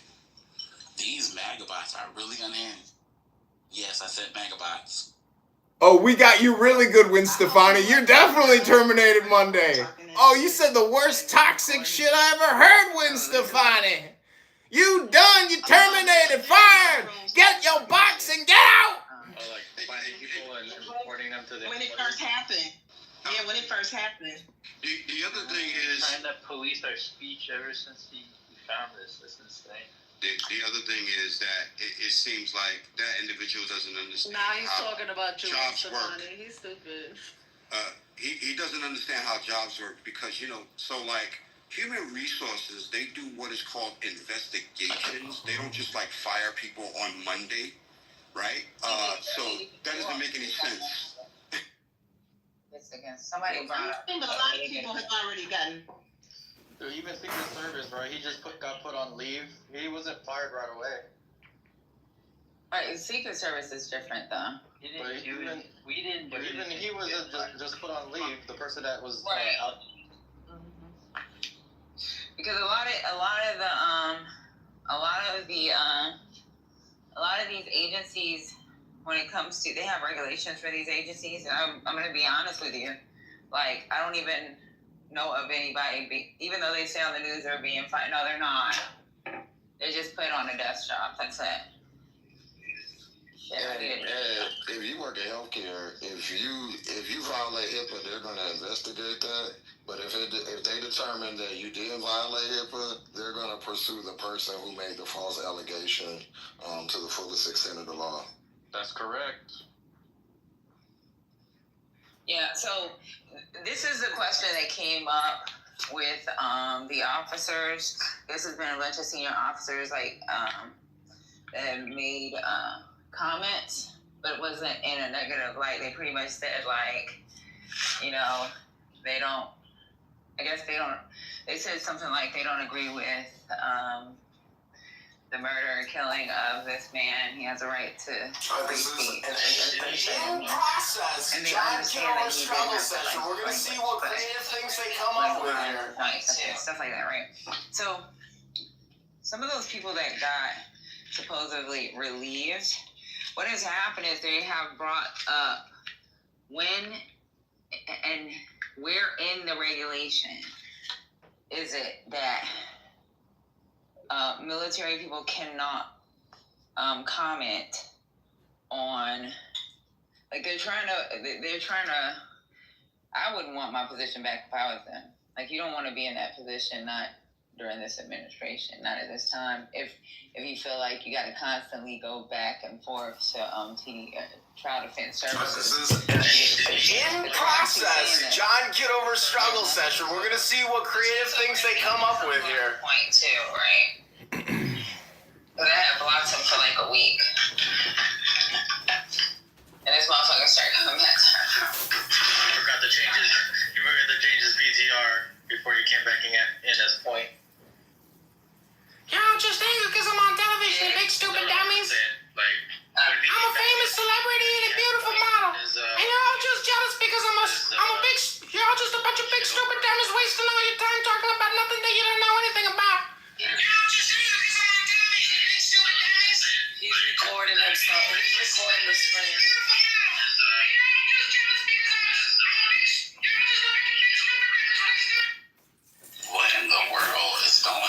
Is that point?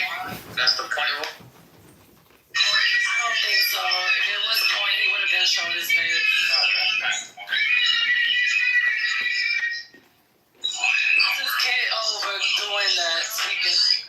This is the John Kitover Show. Welcome back, everybody. Go to John4Congress.com. Hope y'all are having a beautiful Sunday. This is a politically correct John Kitover struggle session because they've all been reporting to their employers. I've added them to the Charlie Kirk hate database. Their employers have been notified, and on Monday they're going to be terminated. Politically correct John Kitover struggle session because they've all been reporting to their employers. I've added them to the Charlie Kirk hate database. Their employers have been notified, and on Monday they're going to be terminated. Monday's gonna be your last day at work because you are celebrating death, murder, chaos, and anarchy. Your employers have been notified and you've been doxxed. Bullshit. If he really knew my job, he knew that I can't just terminate this stupid. That's crazy. These magabots are really on end. Yes, I said magabots. Oh, we got you really good, Gwen Stefani. You're definitely terminated Monday. Oh, you said the worst toxic shit I ever heard, Gwen Stefani.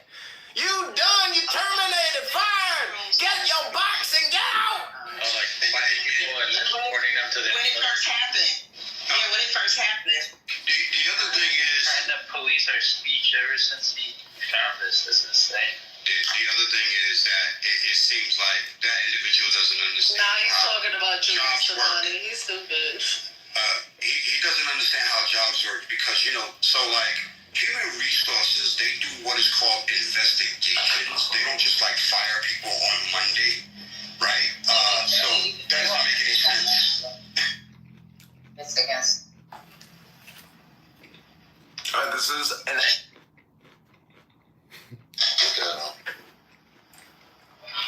Hey, Jeff, you been to a Red Branch yet? Off of, They got my PTR up. This is awesome. You see, this is how the mind virus works. It's called stirring the pot. It's creating energy. Automating. Right? Here we go. Another John Kitover room. Another John Kitover struggle session. We did it. We've achieved critical mass. We've achieved critical mass. Thing is, you play a Jay-Z song because YouTube has a platform that allows you to stream, right? So he's using YouTube to hold the video because obviously you can't record it into his device because that would just like kill his space on his device, right? Therefore, by using YouTube, right, taking a live feed from a room, right, without permission, he's already violating YouTube policies. Right there, and he's doing it multiple times over with multiple phones. So he has to be stopped. Royal, it's going to be harder than that, right? Because if you think about it, if you go to YouTube right now, you see people streaming the live probation hearings of people, right? Public and putting that shit public, and they were trying to stop that in Louisiana, but they weren't able to stop it. But is an app public or is it a private entity? It's a private app. The app actually has in their user, and that's why I screenshotted their community. When I sent mine, I sent the community guidelines, and then I sent a recording of his YouTube channel because he is violating the community guidelines. Freaking Clubhouse does not want. You're breaking the law. I'm enforcing the law. Yeah, they're recording, but that's for in case something happens on this app that they could end up being liable for. What's the fucker doing now? He's recording us. He's still recording us. Oh, on YouTube Live? In his basement. His mother's basement? Yeah, looking stupid. Yeah, definitely. And he has more than no viewers. Taking pictures of the screen and just looking overall ugly and depressed. He needs a boyfriend. Who cut your hair, bro? That shit. I got no hair, motherfucker. Who cut your hair? Ray clips, bro. Look, he talking back. Hold on. Look, she crazy. Something happens on this app that they couldn't even be around. He's recording us. He's still recording us. Look, she crazy. It's basement. What was basement? Yeah, my wife was talking All yours. They got pictures of Kind of surveillance. He running Counter Intel Pro? Fuck it. We gonna run Counter Intel Pro.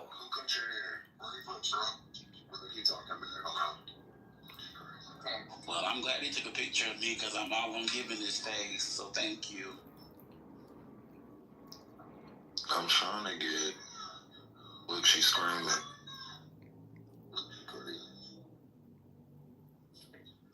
This is what I call a John Kitover struggle session. I'm just taking pictures of his background so I can have things to locate this crazy bitch by. Go to johnforcongress.com if you want to help contribute to This weird. I don't like the world that this is. He's crazy. Yeah. Real crazy. I'm a comedian. I'm an actor. I'm a filmmaker. And I'm a politician. Go to johnforcongress.com. What's crazy was I never really knew, but I just went and looked at the This is what I call a John Kitover struggle session. Is that somebody else's room? No, he's recording this one.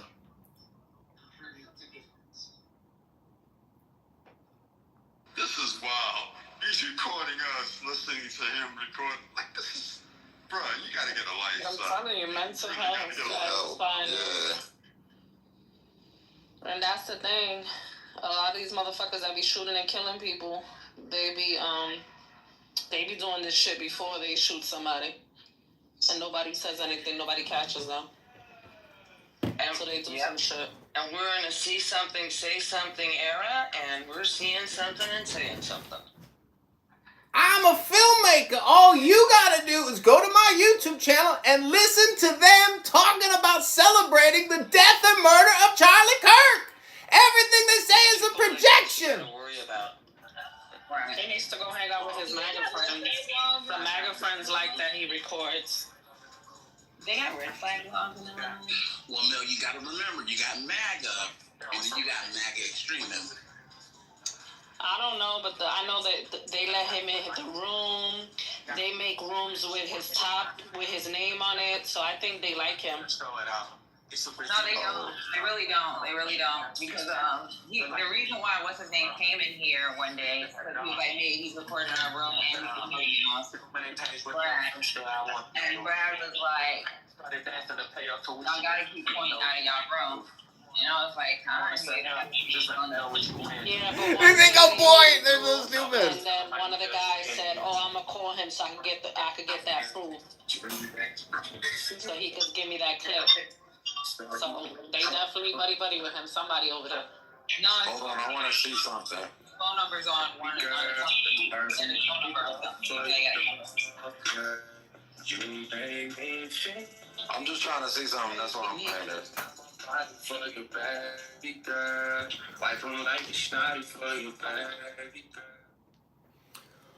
Om